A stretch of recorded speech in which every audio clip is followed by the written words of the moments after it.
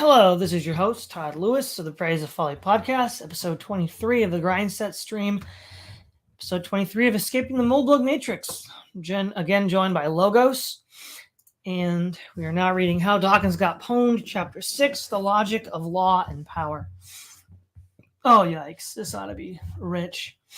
At this point, we've established, at least to my satisfaction, that A, there is such a thing as universalism. B, universalism is educationally transmitted tradition that works just like any theistic religion, and it's best understood as a descendant of Christianity. Professor Dawkins is, despite his occasional twinges of conscience, operating as a vector of universalism. And D, orthodox universalism insists on some rather unsupported conclusions about biology and some theories of history and politics which seem less than parsimonious. Well, let's just say, Logos, that his standard of satisfaction is not my standard of satisfaction. And furthermore, What the heck did he prove?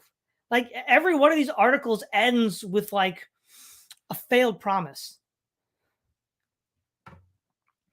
Mm-hmm. This is all very well and good, but it hasn't brought us much closer to constructing a way of thinking which is thoroughly non-universalist, from which we can look back at universalism and evaluate it aesthetically as a whole. Is universalism basically normal and healthy with a few historic quirks, or is it basically weird and creepy with a few redeeming graces?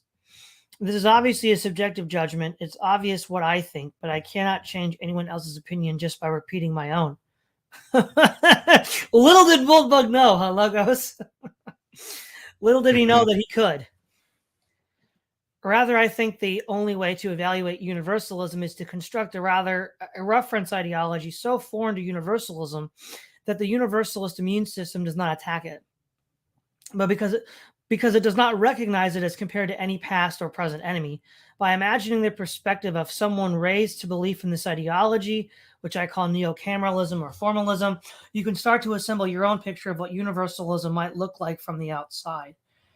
Well, I mean, this is ridiculous, right? If that was what Moldbug wanted, why did he go around LARPing as heir apparent to the Stewarts? Not only that, but it's not clear, especially given current events, that running society like a corporation would lead to less rather than more universalism. There's nothing that I'm seeing about the way corporations work which render them outside the jurisdiction of universalist tendencies and the cultural zeitgeist, especially because marketing exists. Yeah, that too. And now the shift to the woke side of marketing hadn't happened yet. Or rather, I think it had happened, but the people who were from Moldbug's generation didn't really recognize it because they themselves were radicals vis-a-vis older generations. And it was okay as long as, they were the ones at the cutting edge. But once it went beyond them, it wasn't okay anymore. Exactly. Yep. So, for example, the boomers, are too edgy for the silent gen. Xers are too edgy for the boomers. Millennials are too edgy for the Gen X. It's woke all the way down after 1945. It's just that they don't want to admit it. Reasons, In the last two chapters, I synthesized a bit of neocameralist history. In this chapter, we'll do a little political science, a singularity input name for the logic of law and power. Universalism, again, is a mystery cult of power. Its supreme being is the state, and all the universalist mysteries, humanity, democracy, equality, and so on, cluster around the philosophy of collective action. Christianity has been a state religion since Constantine, of course, but it's always also included magical and metaphysical mysteries, which the advance of science has rendered superfluous at best, embarrassing at worst. So universalism, unlike its ancestors, is not concerned with the Trinity or transubstantiation or predestination, but its political mysteries remain chewy enough to delight the most hypertrophied of mental mandibles. We want to avoid all this. Therefore, we have to build a new language which describes the logic of collective action in a way that does not remind us of universalism. We'll retain the universalist legal or political terminology only in cases from where the old word is A, precisely defined, and B, has no positive connotations. Essentially, formalism is a system of collective action in which the only sin is to break your promise. Neocameralism is formalism on a political scale. Now, hold up, Logos. That's not the definition of formalism we got up front. It's just telling us who owns what. Exactly. Yep. So what was it? Schrodinger's formalism now? Can we add that, Logos? Yeah, it's never breaking your promise. And actually, it's even worse than that, right? Because think about the Ring of Finargle example that was supposed to highlight a formalist government, right? Finargle had a rational interest to want gold. He didn't want to torture people. He didn't want to be a psychopath. He didn't want to do a bunch of crazy stuff. He just wanted gold. So he made a promise to enact certain social laws and regulations that nobody could stop him, and so on and so on and so on, all down the line, as long as he got his tithes of gold. The promises of Finargle, the formalists, work only insofar as they're rational. So in order for formalism to work, you have to make a rational promise, have the power to make a promise, never lose the power to avoid keeping the promise, and then not break the promise. Like, there's a whole bunch there. Well, not only that, but by that definition, Moldbug breaks all of his promises because we're still waiting for how long is the promise backlog, Logos? I still want to know in what sense this universalist meme is supposedly maladaptive. Well, if it leads to technical scientific innovation, it's not. That's a good point. And Moldbug likes scientific technical innovation, so what gives, right? Mm-hmm. Formalism starts with the idea of an agreement. No, Logos, it doesn't. Formalism No, it doesn't. starts with property rights. What is he talking about? Yeah, it's not an agreement. It's not an agreement. It's absolutely the opposite of an agreement. He said on SA1, there should be no discussion about agreement or any sort of oughts about who ought have power. Formalism is merely a descriptive recognition of who has power. That's it. It is to avoid friction and figure out who owns what. Agreements can be broken. They can be rewritten. They can have all sorts of frictions attached to them. Agreements about who owns what are the last thing Moldbug wants for a formalist system because they are inherently uncertain about the future. Yeah, it's like everything he said up to this point is just completely abandoned. Well, now it makes some sense. Now it makes some sense why Dave and other people might have a different misunderstood reading of formalism in Moldbug syntax. I had no idea he was going to, out of the blue, redefine the word so inconsistently compared to how we're still in 2007. What month is this? Scroll up. Which month? It's November. It's November the 1st. And we started reading what? August? August was his first one? No. Our first one was like in June or July. Okay, summer. So from summer until, what did we say, November? No, April. April was his first one, April 23rd. Okay. So from spring to winter. To winter. Like half a year is all it took the guy to completely flip on its head what formalist means. Mhm. So if anybody doing commentary on Moldbug started here because it was a, quote, popular essay to define what he means by formalism, they're going to get a very different view of what formalism means than if you started at the beginning like we did. With his very first essay entitled On Formalism. Correct. Yeah. All right. Let's see. When you are party to an agreement, you promise others that your future actions will follow some pattern. For example, you may promise to paint Joe's house as long as Joe promises to pay you for the job. You and Joe may also agree on how unexpected events, disputes, and so forth will be handled. The concept of property emerges naturally from formalism. No, it doesn't, Logos. Property exists independently of formalism. Formalism is just there to tell you who owns what property. Correct. Property is established first. Formalism is just a descriptive claim to who owns the property. I know. It's established. This by is his so words. This is so bald-faced. This is memory hole, man. He's just like trying to memory hole the first like 6 months of his project here. Yeah. What the hell is this? It's insane. You and Joe agree to be neighbors rather than enemies. You construct an agreement which draws an imaginary line on the ground, and you keep your respective cattle on your respective side of the line. Another concept that will emerge in any system of agreement is the corporation. A corporation is just the name pattern of an agreement. Oh, well, there you go, Logos. It's just a name for an agreement. There you go. Just a name for an agreement. There you go. This is such libertarian standard line item nonsense. If this would have been where his first essay started, there would have been no there to analyze. This guy basically would have been like a Walmart Hoppa or somebody like that. Yep. Well, he still kind of is. But yeah. In this essay, he definitely is, but at least there was some edginess. There was some there to Yeah. the first bit that wasn't there in the other ones because the guy was basically trying to mix Stirner with libertarian thinking. And the entire question is, can he do it successfully? And it turns out the answer is no. Yeah. And now he's just given up all pretense to that entirely. It's all voluntary property rights, bruh. It's just Manap. It's just peaceful people doing peaceful people things. That's right. If you and Joe construct a shared sheep dip, it may be easiest to describe this virtual entity as a corporation and describe its agreement with Fred's pesticide supply as agreements between two parties rather than between you, Joe, and all the owners and employees of Fred's. Without this level of indirection, agreements would balloon to incredible size through cascading inclusion. This model of labeling and indirection can be applied to even the most trivial cases. Instead of dealing with Joe, you can deal with Joe Core, whose sole owner is Joe. There's really no use constructing a system of agreements which does not recognize virtual ethics. Neocameralism deals with the special case of sovereign corporation, or Sovcorps, chapter 5. Now, is that chapter 5 of Dawkins or chapter 5 of... Okay, it's of Dawkins, okay. As Sovcorps is a corporation which is not dependent on any other power, to make agreements with Sovcorps, it must ensure that it is not in the other Sovcorps' interest to break these agreements. Otherwise, it will probably do so.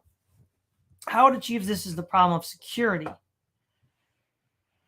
Universalism, of course, has its own word meaning Sovcorps. In fact, if you discard every doctrine or mystery of universalism except for those which determine what a legitimate Sovcorps is and whether or not it's righteous, you'll find that you still have most of it left. As Hume noted, I don't know why it has all these Thomas fans logos. What's going on here? A righteousness is not... Go ahead. I was going to say, we'll see how positively he spins Hume. Righteousness is not susceptible to logic. We cannot disprove universalism by describing its political doxology as weird. We can only attempt to construct an alternative system from which universalism may strike us, in retrospect, weird. First, you and I are not Sovcorps. We are people. We may be employees of Sovcorps. We may be customers of Sovcorps. We may even be slaves of Sovcorps. Depending on the exact details of the relationship, some or all of these words may apply. However, if you make your home on a patch of land owned by Sovcorps S, it is certainly fair to describe you as a tenant of S. Anyone reading this today is certainly a tenant of some Sovcorps, in my case, Washcorps. Therefore, from the perspective of a tenant, we can ask what makes a Sovcorps good or bad. This question is too abstract to be useful. Oh, isn't that convenient, Logos? That's awfully convenient, isn't it? Whoa, wait, which question? What makes a Sovcorps good or bad? Oh, that's another interesting spin, right? So before, questions of ethics are irrelevant. Questions of ethics are bad insofar as they lead to ideologies which lead to friction and violence. Now he's just saying it's too abstract to be useful. Yep. How interesting. How the edge softens because now he's in the popular sphere talking about Dawkins. Oh, yeah, well, we'll see if after we finish Dawkins he reverts back to his old self or continues this new trajectory. That'll be interesting. Oh, I look forward to that. To sharpen it slightly, we should place it in terms that are both relative and personal. We can do this by saying, given two Sovcorps S and T identical except in feature F, would you, dear reader, rather be a tenant of S or T? For example, would you consider moving to T or S to take advantage of F from S to T to escape from F? This approach leads us to two orthogonal criteria for judging Sovcorps. A Sovcorps should be judged by its stability and by its actions. We cannot assess the Sovcorps without assessing its stability. If it fails to maintain security, the consequences are likely to be appalling. Transition of power at the sovereign level, while they certainly may replace a worse Sovcorps with a better one, can result in an arbitrary level of collateral damage. While it is always in the winner's interest to seize the territory and its occupants intact, as both constitute capital, technical considerations may demand devastation. Wow. So Logos, you know what? Okay, since we know that stability is number one, clearly Lenin and the Bolsheviks were, they're Sovcorps approved, they're formalist approved, because think about it. The Tsar clearly didn't have control of stability and security. There was a revolution in 1905. They lost the war. There was a revolution in February of 1917. And then, of course, a further revolution in October. But the revolution stopped with Lenin. And look, sometimes, well, it is in the winner's interest to seize territory and its occupants intact, as both constitute capital. Tactical considerations may demand devastation. Well, look, all the red purges were just tactical considerations, Logos. All these reactionaries and wreckers had to be removed to make a stable formalist society. Simple as. Yeah, I mean, the craziness from Lenin to Stalin, I mean, that was just a messy transfer of power within Sovcorp. Yeah. And of course, we all know who's in charge. First it's Lenin, then it's Stalin. So it's clearly formalist, right? And Well, I mean, we don't even have to go that far anymore, Todd, right? Formalism now just means an agreement has been made. I mean, it looks to me like once people started taking charge, people agreed real quick or went to the gulag. yeah, well, yeah, I know, right? Just a tactical consider. It's just a tactical consideration, Logos. I mean, this is like pure Stalin, right? One death is a tragedy, a million is a statistic, or in Moldbug's case, a tactical consideration. A tactical consideration. Yep. There are certainly cases in which a tenant may favor war or revolution. However, there is no reason to support a violent transition of power unless A, that transition is likely to succeed, and B, its destination is preferable to its origin, counting all tactical devastation. Well, there you go. That just proves the revolution in Russia had to happen because. Well, I'm confused. Scroll up for a second. Where he said that question was abstract and whatever. I want to juxtapose.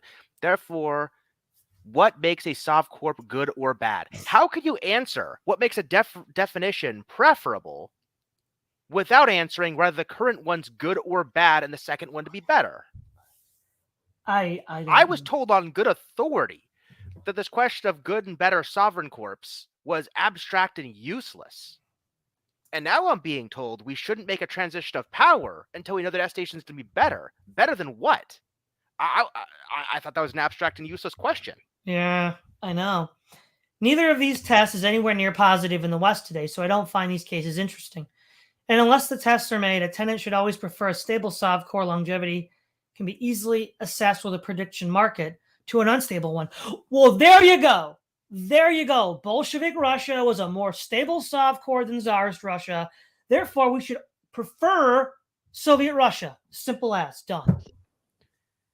Yeah, I mean, it looks like its young chimp, old chimp example was really the example in all relevant considerations. So every ruling body is just Schrodinger's chimp. Is it the young chimp or the old chimp? So revolutions are fine on Moldbug's view because they just test the stability of the corporation. Yeah. If they fail, the corporation wasn't stable. And if the new one succeeds and does better, it's just more stable. It's just more preferable insofar as it's more stable. I mean... Note the stability replaces the universalist mystery of legitimacy. Legitimacy is an outlier in universalist political doxology. It dates back to pre-universalist era, which had far more in common with neocameralism. Okay, no, Moldbug, because neocameralism is not some weirdo libertarian capitalist fetish.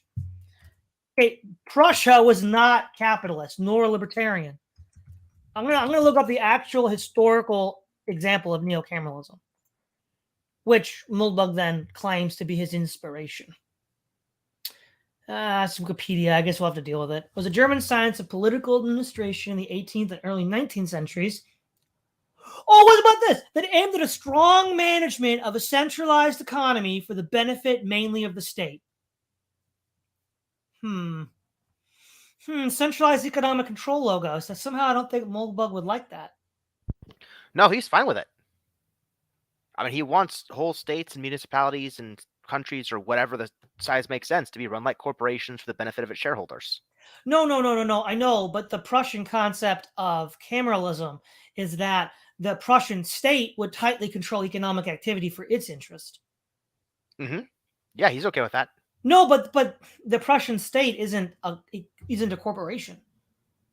Oh, I see. Well, yeah, it should just be run like one. It's a military caste, right? It's a caste system run by the Junkers, and they are then going to control the economy for the interest of the military.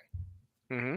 Which is what Moldbug doesn't like. If he doesn't like anything, he doesn't like all this spending on the war in the Middle East. No, that's true. But then again, he said Moldbug's own moral considerations are irrelevant. That's true. It's true. I know. Well, the thing is, though, if his argument is that the total state, communism, mid-20th century Germans, all this is bad, then cameralism is just one stepping stone to that. Well, it is. I mean, again, considerations about what would make a good or bad Sovcorp are abstract and useless. He just said so. True. All right. So, True. I mean, as long as mid-19th century Germany is being run like a Sovcorp and it's stable, considerations about whether it's good or bad or not are abstract and useless. True. Universalists have no moral explanation of why any ruthless armed gang which seizes control of historically significant territory should be thrown to government, develop the mysterious grandeur associated with the word, and be entitled to its seat in the United Nations. Apparently, that's just the way it is. Can you say epicycle, boys and girls? What I'd like to know is a moral explanation of why a ruthless armed gang of thugs which seizes control of market share should be turned to corporation and get some mysterious grandeur associated with the word, Logos. Mm-hmm. I'd like that answer, wouldn't you? I would, but that's an abstract and useless question, Tom. Of course. It's only not when Moldbug cares about the question. Right. Given stability, we arrive at a second criterion, which is the Sovcorp should be judged by its actions. As tenants, we could have no possible reason to care who is running the Sovcorp or why, except in as much as it contributes to stability. Well, there you go, Logos. As long as you're stable, you don't care who's running it and why, right? Exactly. That's what I've been saying. He doesn't care. He doesn't care who the cameralist head is. It could be Mustache Man. It could be George W. Bush. It could be whoever you want. He lowly tenants can't care. No, I know, but I'm being sarcastic from our point of view, as if the rest of us only care about that. Mm-hmm. Yep. For example, if you live in Plainland, do I have any good reason to care about the identity of the administration? The identity of the administrators or owners of the Sovcorp that owns Plainland. They could be hobbits. They could be hobbits. They also could be from Deutschland, Thailand, or Somaliland. As a tenant, what matters to me is not who they are, but what they do. As if you could separate what somebody does from who somebody is. Yeah.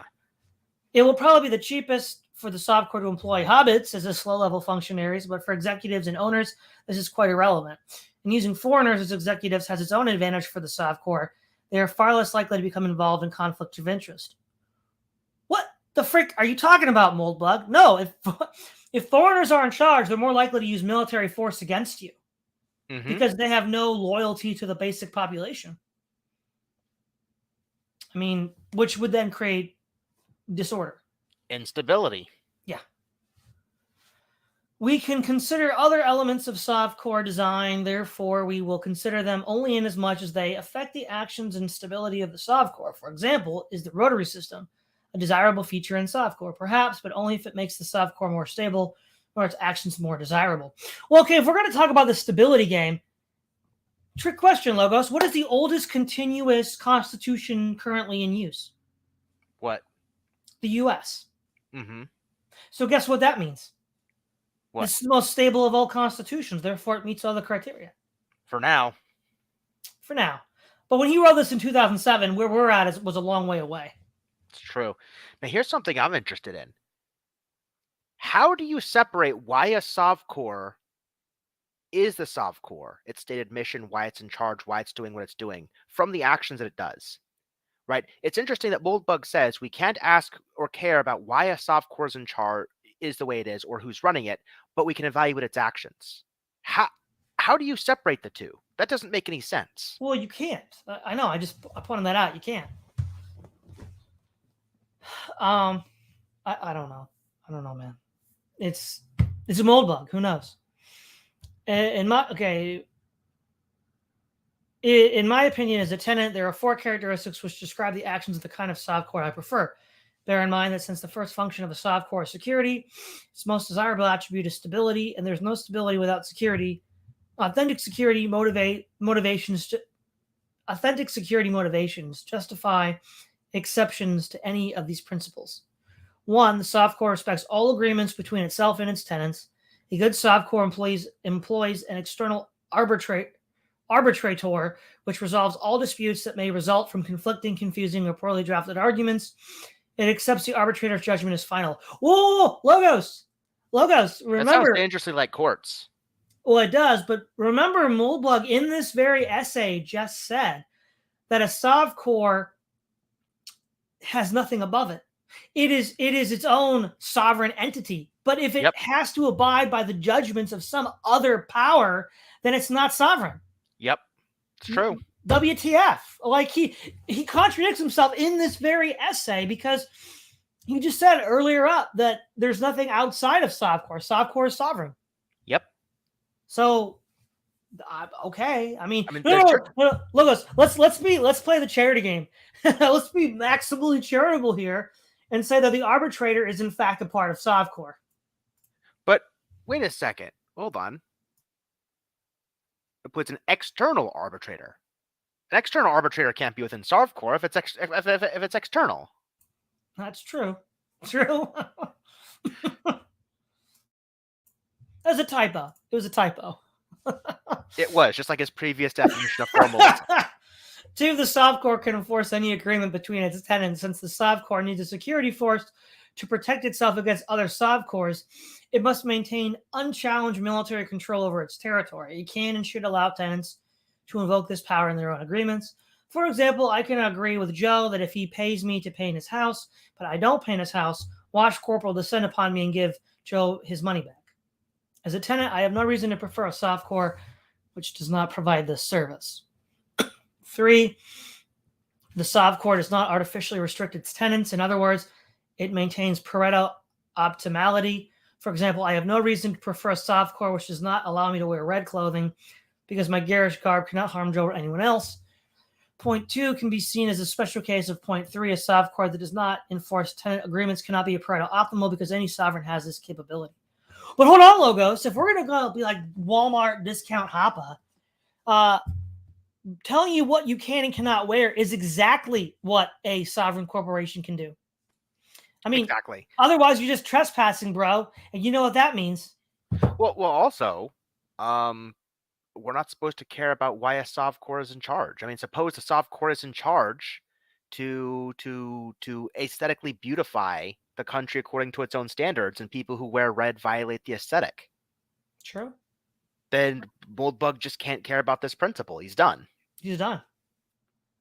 4, the Sovkor does not tax its tenants except as needed to secure its territory, and this is not a tax but a security fee, or rent.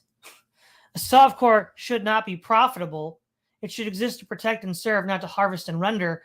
Obviously, one reason to move from S to T may be that T has lower taxes. As long as these are not so low, the security is jeopardized. No, hold on, back up, Logos. The whole point of the freaking Finargle was that it was there to maximize profit. Yeah. Well, but he's now already retconned the definition of formalism. formalism. Yeah, he's retconned the definition of formalism. Before, any rational interest of the sovereign was fine. But now Moldbug is saying there are some rational interests that should be off limits.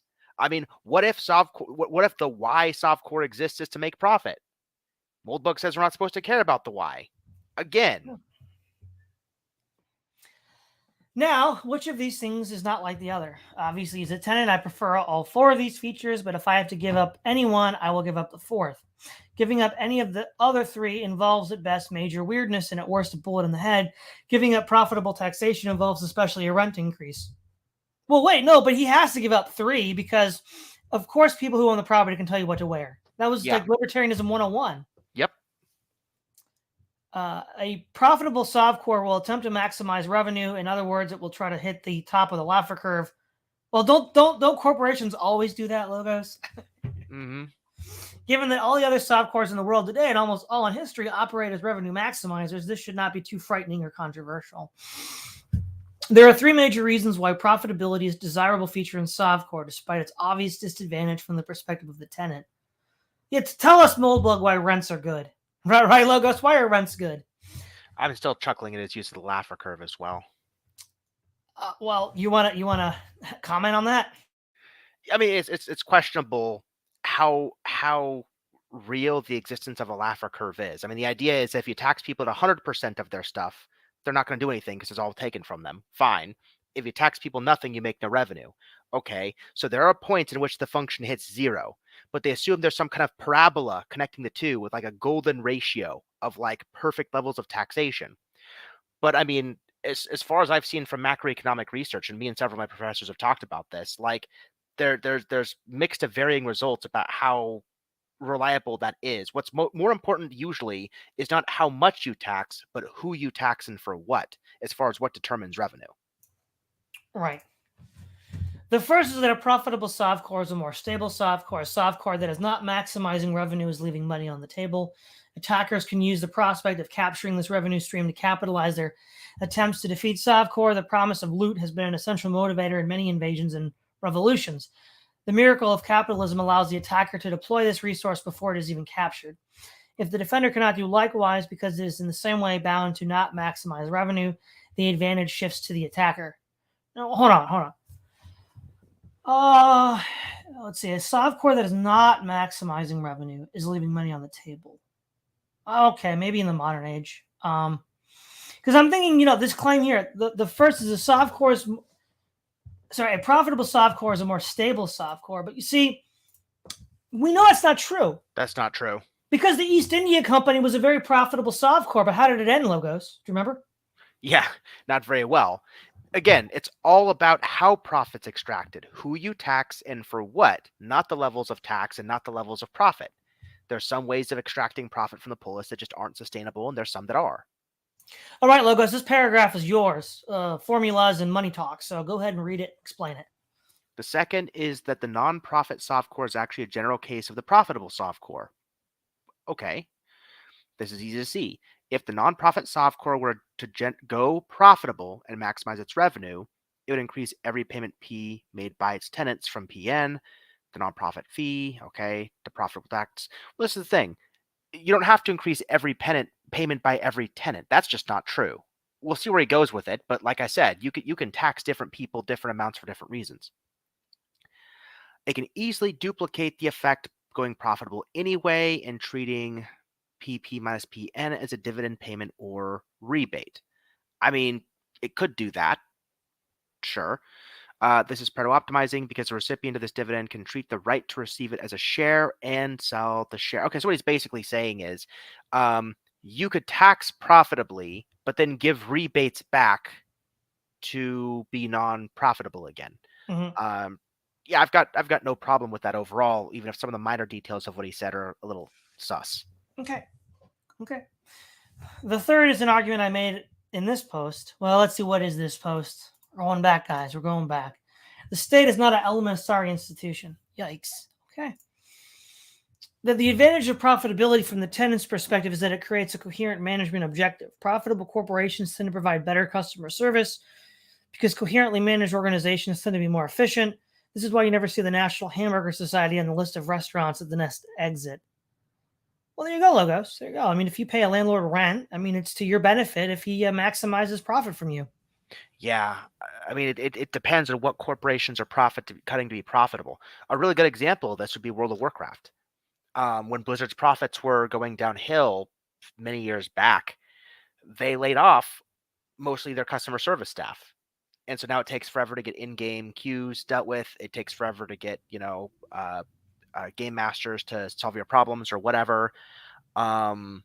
People have made complaints and got automated responses that don't really address their complaints because they're trying to use automation to as efficiently deal with loads of complaints as possible. So if you cut the customer service, apparatus to maximize short-run profits, then obviously profits don't mean customer service. Now, the only argument they can make there is, well, if customer service is bad, then people will quit. It's like, yeah, eventually, but that's the problem. They quit because the customer service was bad because it was good for profits until it wasn't. Now, take that principle and map it to a state that controls your property and your person.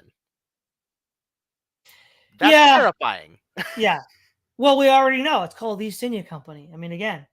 That's just basically how you get Kafka-esque catch-22s, and the beatings will continue until morale improves and whatnot, right? Imagine that the corporation that controls your life has a customer service issue because they lay off most of their customer service people that are supposed to speak on behalf of the tenants. And so you have a bunch of dystopian commissars treating people like garbage, and they laid off the people that were supposed to mediate those disputes for profits. Oops. Of course, the softcore is not a restaurant. We could reasonably ask whether it should be efficient. As tenants, We would prefer to live in a territory managed by a Sovkor, which has a coherent corporate goals and achieves them at minimum expense, or one whose owner is slow, bumbling, and harmless. Well, I don't know. Slow, bumbling, and harmless does less damage to me, right, Logos? Yeah. In my view, once you get to the point where it's preferable for a Sovkor to be inefficient, you're already into a war or revolution territory. Sovkor should be inefficient only in doing evil. If it is in the evil business, it's already violated one of the major criteria, and it's hardly worth debating the efficiency. Once we've decided that our Sovkor should be both profitable and efficient, we are not into very familiar territory. We know a lot about how to design profitable, efficient corporations. Well, again, here's this bugbear, Logos, efficiency, which is, the root, of the my personal crusade against technique, the machines. This all sounds very progressive and universalist to me, Logos. Well, it kind of does, doesn't it? Well, you know who else valued efficiency above all else?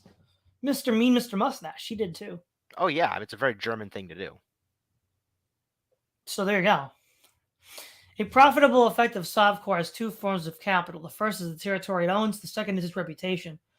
Derp. What about the actual capital stock itself? 3. And the human capital that runs it 4. Like, what is wrong with this guy? We've been asking that all day, Todd. I don't think we're any closer to an answer. It protects these not out of the goodness of its heart, but for financial reasons, which, unlike the hearts of corporate managers, are extremely reliable. Oh, right, Logos.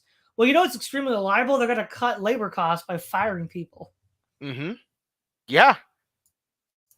They do that with clockwork regularity, don't they? They do. Yep. So, for example, the Sovkor does not renege on its agreements with its tenants because the capital value of a territory in which the rule of law holds is much greater than one in which it doesn't. I mean, we can come up with counterexamples all we want. I mean, according to Moldbug, the Soviet Union is not the rule of law. But as we know from Sutton and his technical transfers, the capital stock value of the Soviet Union was a heck of a lot higher than Tsar's Russia. And yet, I'm sure Moldbug would say the Tsars had the rule of law. So, go figure, Logos. Well, the Tsars did until they were unstable, and the communists did because they were stable. Of course. Of course. Sorry, so I got to check Huger. Of course. Let's see. Prosperity flees uncertainty, and Sovkor's profit by taxing prosperity. And it's quite unheard of for corporate executives to intentionally drive their own stock prices down, Logos. Anything to say about that?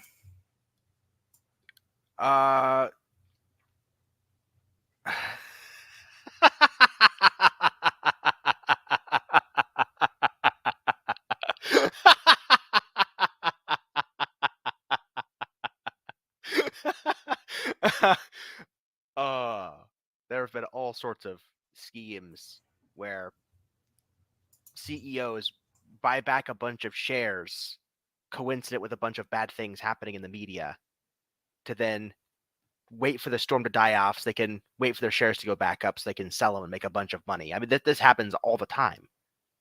I know. Brain damage much? Thus, a profitable, efficient Sovkor should obey the first 3 rules above and not, of course, the 4th.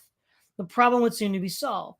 We would expect a profitable and efficient and hence desirable Sovkor to look very much like today's private, non-sovereign corporations. That is, we would expect them to distribute their revenues as dividends to a set of voting shareholders who choose a board in voting by shares, which chooses a CEO who has complete managerial authority. I don't know, Logos. That sounds like democracy to me. I don't like the V word here. Mm-hmm. That V word is doing some sus work. And yet, today, Sovkors look nothing like a private corporation at all. They are not in any way profitable. They are renowned not for their efficiency, but for their inefficiency. I mean, I guess it depends on who you're talking to, right? If you're an Iraqi in the Middle East, the United States is very efficient at leveling your country. They are managed by Byzantine networks of conflicting committees and books of procedure. Their managers do not have a hire and fire power. Their customers are part of their executive selection process. They do not come even close to Pareto optimization. There is really no resemblance at all. The only thing today's governments have in common with Sovcore design above is that a government is without question a sovereign corporation. So this analysis leaves us with three interesting questions. First, why did this simple design produce a Sovcore architecture so different from the one that history has bequeathed to us? Second, how do we shareholders maintain control of a Sovcore when there is no higher sovereign authority to enforce the corporate charter? Why don't the managers just perform an auto-gulpy? And who decides whether a security exception is authentic? Third, how does understanding universalism help us answer the first and second questions? Well, you know what I'm waiting for, Logos? I'm waiting to figure out how Dawkins is relevant to any of Chapter 6. I was just about to say that. I mean, it was hard to figure out how he was relevant to Chapter 5. Like, the entire point of this was, here's Dawkins' meme thing, here's his creationist thing, or, his Christian crusade was going on. Here's where some of his medics are supposed to apply to him, right? Here's where he was supposed to argue that some of the bad negative things of religion were also supposed to be this bad negative thing of universalism. There's supposed to be an equivalence that Dawkins was subject to. We never got how they were negative. I'm still waiting to see exactly how this universalism he's talking about is maladaptive. You know what this is, Logos? You know what this is? What? This is a broken promise. It is a broken promise. And you know what that means? It's the only sin of formalism. Checkmate, Moldbug. Well, Moldbug's not a sovereign, so there. Right. He's not a sovereign. Yeah. But no, like literally, Dawkins was mentioned like the first, maybe the second one, but very quickly, this just became kind of like a TLDR, poorly transcribed set of cliff notes for people who new to Moldbug, so they can kind of get with the current program after his going after Dawkins, right? The entire idea of this seems to be going after Dawkins is a way to get him in the media or get him more attention. Most people jumping on board aren't going to know what he's about. So he has to kind of shoehorn this criticism of Dawkins with a summary of his current views to kind of get this crop of new readers, which would be okay, but like he totally retconned like so much of his older stuff here that it's absolutely insane. Yep. Okay, last one for Dawkins. How Dawkins got pwned, Chapter 7, The Age of Democide. At the risk of sounding like Maya Angelou, the only way to end is to return to the beginning. Our beginning is, of course, Professor Dawkins and that little blind spot in the back of his head, which we've learned to call universalism. Let's not forget what makes Professor Dawkins so pwned. The great exploit is that the good professor genuinely believes that he subscribes to no belief system at all. As Sam Harris puts it, we should not call ourselves atheists. We should not call ourselves secularists. We should not call ourselves humanists or secular humanists or naturalists or skeptics or anti-theists or rationalists or free thinkers or brights. We should not call ourselves anything. In other words, the only pattern that describes one's belief is reason, reality, or truth. Thus, no additional label is necessary. There is no word for people who believe that a dropped stone accelerated 9.8 meters per second squared. Why should there be? I mean, this is such insufferable twaddle. I mean, is there anything to say about Sam Harris here, Logos? Especially a lot of what he said about Trump in the election. Yeah. Oh, man. If you're right, of course, you're right. However, it's not difficult to see the potential for arrogance and intolerance in any such reluctance to self-label. No 13th century Frenchman would have labeled himself as a Catholic. He did not call himself anything any more than Sam Harris. His beliefs were universal. That's what Catholic means. But were they true? Certainly not by Sam Harris's light. Admittedly, this no-logo approach, which I suspect Professor Dawkins is a little too sharp to fall for, is preferable to the appalling coinage bright, which suggests that anyone who disagrees is not only ignorant, but also stupid. 21st century fanaticism really knows no shame. But even the term atheist defines a belief system as an absence of a creed and thus of credulity, if you're an atheist as I am. Thus, it is essentially the same sort of evasion. The atheist label serves as a token of agreement between Professor Dawkins and his burgeoning legion of followers that the only pattern which describes their collective beliefs is that they have escaped from, or at least failed to succumb, to one particular barbaric medieval superstition. While this may be correct, it's hardly modest. Let's say there are two kinds of belief systems. A-class A belief system propagates nothing but accurate perception of reality. A-class B belief systems propagate fictions, distortions, contradictions, and other general nonsense. Since no one has any conscious desire to believe in nonsense, it's hard to see why any Class B belief system can survive unless it disguises itself as a Class A belief system. I see no reason to think there has ever been any such beast in the world as a Class A belief system. The hack that is exploited Professor Dawkins is almost too simple to work. It's truly elegant. When I was 17, I found set GID violation on a Sun OS kernel profiler and used it to find the address of my U area, which I could find 0 from the console debugger, giving my shell process root. I found this terribly cool. Then I showed it to an old hacker who must have been all of 21, Tom Lawrence, ? Is Tom Lawrence in the building? I think he worked at SGI for a while. And he showed me how he'd used a link editor on the kernel objects to construct a version of Sun OS bootable from the console debugger with a disabled suit UID function on which all processes were unavoidably root. Trust me, this was much, much cooler, but it wasn't as cool as atheism. By sacrificing a single metaphysical construct, God, this new release of Christianity universalism has constructed a convincing case. At least it seems to convince Professor Dawkins that it has transitioned from Class B to a Class A system. And how has it done this? Simply by pointing to its predecessor and noting that the form is a Class B. Well, duh. Everyone knows that Western thought today, even in its most fashionable incarnation, has Christian roots. But somehow most of us think it's possible to escape the implication of this connection by simply denying the Christian label and adopting a metaphysical doctrine, atheism, which is repugnant to the unwashed who have not made this great leap. The result is that we land in no-logo nirvana, where we are the enlightened ones. Hail us. Imagine if we tried the same with NS. I could march around in a brown leather uniform all day, waving a swastika and banner condemning the filthy Zionist Bolshevik hordes. When questioned by the usual voices of decency, I would respond that I don't support NS. In fact, I oppose it, so I'm not an S. I'm half Jewish. The NS would never have me, so I'm not NS. NS believe in the leadership of Mustache Man. I don't, so I'm not NS. My inverted swastika is actually a Hindu fertility symbol, so I'm not NS. Etc., etc., etc. How much ice do you think this would cut with the diversity committee? But somehow when the creed is Christianity rather than NS, it can be detached as easily as a Muslim's wife. Ditched as easily as a Muslim's wife. Just say, I'm an atheist, I'm an atheist, I'm an atheist. And no one will ever be able to accuse you of being a religious fanatic, at least not without substantial preparatory explanation. What more perfect cover story for an actual religious fanatic? Well, I mean, plenty of people did. I remember Noam Chomsky claimed that the new atheists were religious fanatics who worship the state. And I know plenty of Christians that call them religious fanatics because of what happened with the USSR. So, I mean, it was a thing. So, Yeah. Anyway, I apologize if I'm getting a little repetitive here. I don't think this trick can be analyzed too many times. I grew up as a universalist myself, and there's nothing like finding one of those Brando moments in one's own head, especially after 30 plus years of believing any such mental baggage was received for one's lessers. But Brando has electrolytes, and so it does. This poor little blog cannot possibly hope to topple or even shake the great Gibraltar that is the Universalist Church. But what I love about exploring universalism, what makes it so fun for me, is that there's a genuine sense of newness to it.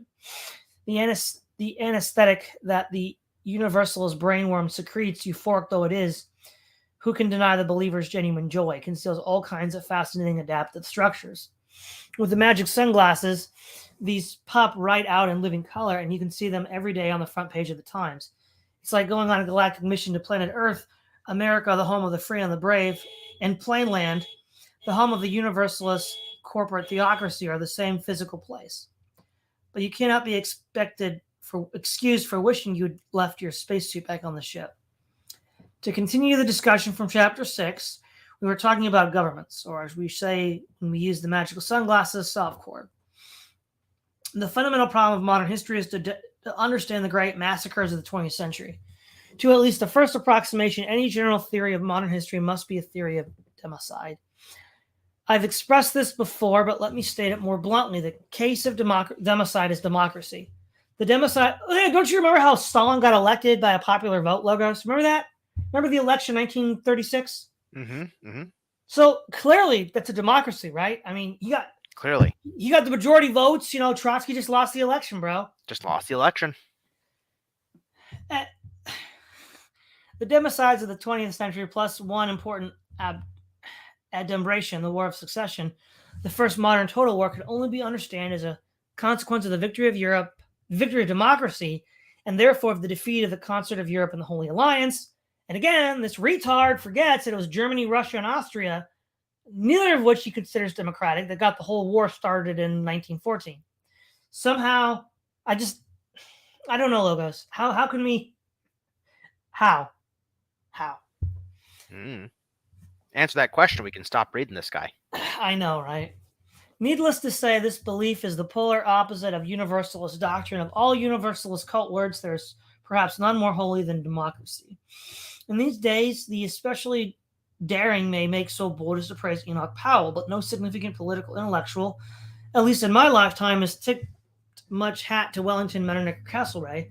I've always liked Shelley's verse. I met with murder on the way. He had a mask like Castlereagh. Very smooth he looked, yet grim.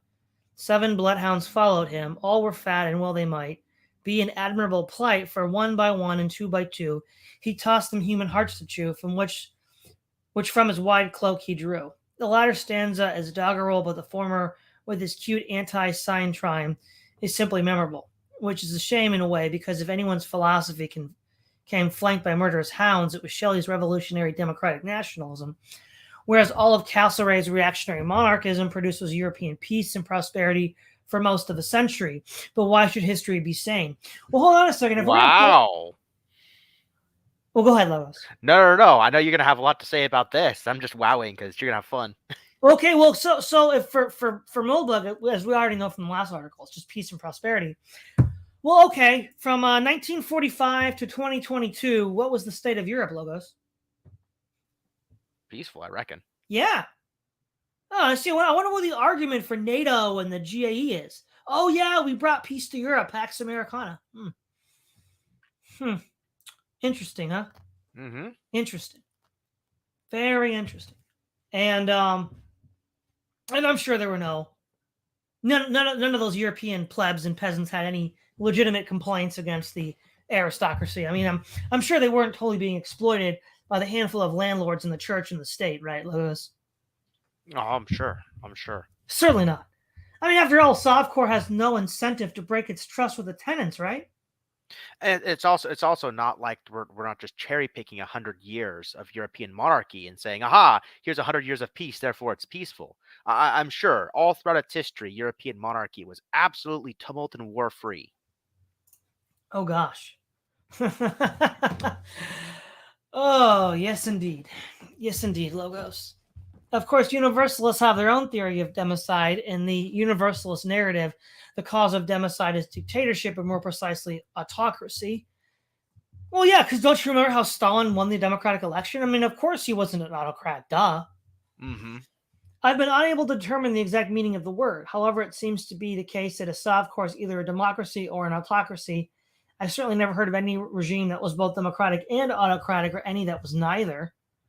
What are you talking about? There's plenty of those that are different. I mean, we've got republics, we've got, the papal states. That's a theocracy. That's, there's all sorts of different ones. So presumably they're antonyms. However, a common synonym for the former is self-government. Since this is also the literal meaning of the latter, we can say that we're on some tricky linguistic ground. Well, okay, hold on a second. I'm going to have to look this up. For etymology reasons, autocracy.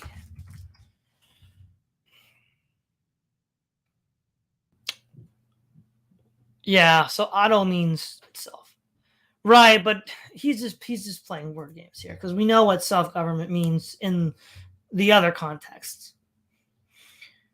So we have two theories of democide to compare: the revisionist theory mine and the universalist theory everyone else's. Well, it's not his. This is what Hoppe says. This is what Eric von Kunen-Ledeen says. I mean, this is just a bunch of frankly, hacks, people that don't understand history or what causes things to happen. But okay, Moldbug, it's yours. Cool. If popularity is your ruler, the answer is obvious. But in that case, surely there are other blogs you could be reading. In questions of this appalling magnitude, I find the best way to overcome bias is often to find perspectives which seem to make each answer obvious. Once we recognize that both A and B are obviously true, and A is inconsistent with B, we are in the right mindset for actual thought. From the revisionist perspective, democracy is obviously the cause of democide because the age of democracy is also the age of democide. Oh, isn't that cute, Logos? We can just have a ipso facto definition, like geometry. Yeah, absolutely. That's cute. The last major outbreak of indiscriminate mass murder in Europe was the massacre of the Braziers in the Albigensian Crusade, which is easy to explain as a breakdown in military discipline, and whose memory has also suspicious links to the anti-clerical Black Legend. Wow. 30 Years War, Logos? Where 10 million Germans died? That was long after the Albigensian Crusade. Yep. I mean, this guy just pulls stuff out of his backside. Oh, well, here we go. 30 Years War. What we got? This was in 1209. Possibly some nasty things also happened in the 30 Years War, but defenestration is not democide, nor is famine of the past. And even if we admit that the saga of Magdeburg was no picnic, it was, again, a failure of discipline, the opposite of Eichmann. Well, first of all, the Cathars were heretics, so of course it's not a failure of discipline. Kill the heretic was the Catholic watchword. But again, we'll see what this is, Logos, is I've seen communists make the same case. They said, oh, well, look, the Holodomor, that was, or Mao's Great Leap Forward. These were just bungled decisions made by lower bureaucrats. It wasn't on purpose. Yeah, the plan was great. I mean, if the people would have executed it properly, fewer people would have died. What's the problem? Right. It's the same kind of real Marxism hasn't been tried, just like real reaction hasn't been tried. Here's my big meta problem with this. It's like he's talking about these heretics as if there's like a military matter, like these are foreign invaders or something. But I mean, Todd, you can always define something not to be democide if the demos you're killing are heretics. Then it's always a military discipline problem. Yeah, well, I mean, I'm sure the communists thought that way too. Whoop, we lost Logos. Just contact him real quick. Oh, he's back. We lost you there. I clicked the wrong button. Sorry. I clicked the button, and if I click the cam button, instead of just saying, hey, you don't have a camera, it's like it kicks me backstage and tells me, hey, you don't have a camera. Lovely. Then 580 years later, the association between the popular government and the democide opens with the French Revolution, if not with the Cromwellian plantation of Ireland, and continues to pop up everywhere. Every Sovkho which has ever committed democide is claimed to be the one true representative of the people. That's the stupidest thing I ever heard. I mean, in the 30 Years War, 10 million Germans died. That's just a failure of discipline, Logos. Sorry. Well, they weren't the people. They weren't the people, Todd. Oh, of course. Or when the Holy Roman Emperor made Bohemia a desert during that war in order to stamp out heretics, because of course they're just not people. Obviously not democide. Obviously. Or the massacre of the Taiping rebels by the Qin dynasty of China. No, not a democide. That's just it's a little word game. It's whatever. Black legend notwithstanding, significant cases of monarchist mass murders are hard to find. For example, most of what you know about the so-called Inquisition isn't true. Furthermore, before our great age of democracy, it was widely assumed that progress wouldn't simply continue, and civilization would only get more civilized. The famous example is Gibbon from his general observations. It is the duty of a patriot to prefer and to promote the exclusive interest and glory of his native country. But a philosopher may be permitted to enlarge his views and to consider Europe as one great republic whose various inhabitants have attained almost the same level of politeness and cultivation. The balance of power will continue to fluctuate, and the prosperity of our own or the neighboring kingdoms may be alternatively exalted or depressed, but these partial events cannot essentially injure our general state of happiness, the system of arts and laws and manners which is so advantageously distinguished above the rest of mankind. The Europeans and their colonies, the savage nations of the globe, are the common enemies of civilized society, and we may inquire with anxious curiosity whether Europe is still threatened with repetition of these calamities which formerly oppressed the arms and institutions of Rome. Perhaps the same reflection will illustrate the fall of that mighty empire and explain the probable cause of our actual security. The Romans were ignorant of the extent of their danger and the number of their enemies. Beyond the Rhine and the Danube, the northern countries of Europe and Asia were filled with innumerable tribes of hunters and shepherds, poor, voracious, and turbulent, bold in arms and impatient to ravish the fruits of industry. The barbarian world was agitated by the rapid impulse of war, and the peace of Gaul or Italy was shaken by the distant revolutions of China. The Huns who fled before a victorious army directed their march toward the west, and the torrent was swelled by the gradual accession of captives and allies. The flying tribes who yielded to the Huns assumed in their turn the spirit of conquest.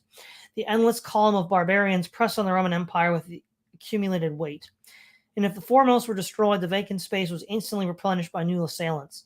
Such formidable emigrations could no longer issue from the north, and the long repose which has been imputed to the decrease of population is the happy consequence of the progress of arts and culture.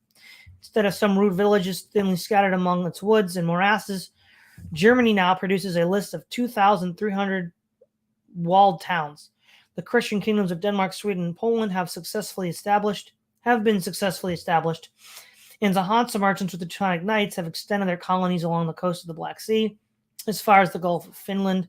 From the Gulf of Finland to the Eastern Ocean, Russia now assumes the form of a powerful and civilized empire.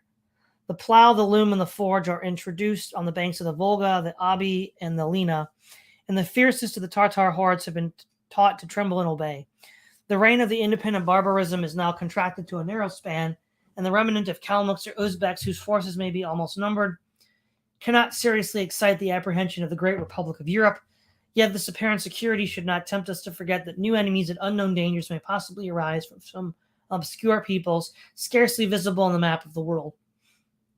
Arabs or Saracens who spread their conquests from India to Spain had languished in poverty and contempt till Muhammad breathed into those savage bodies the soul of enthusiasm.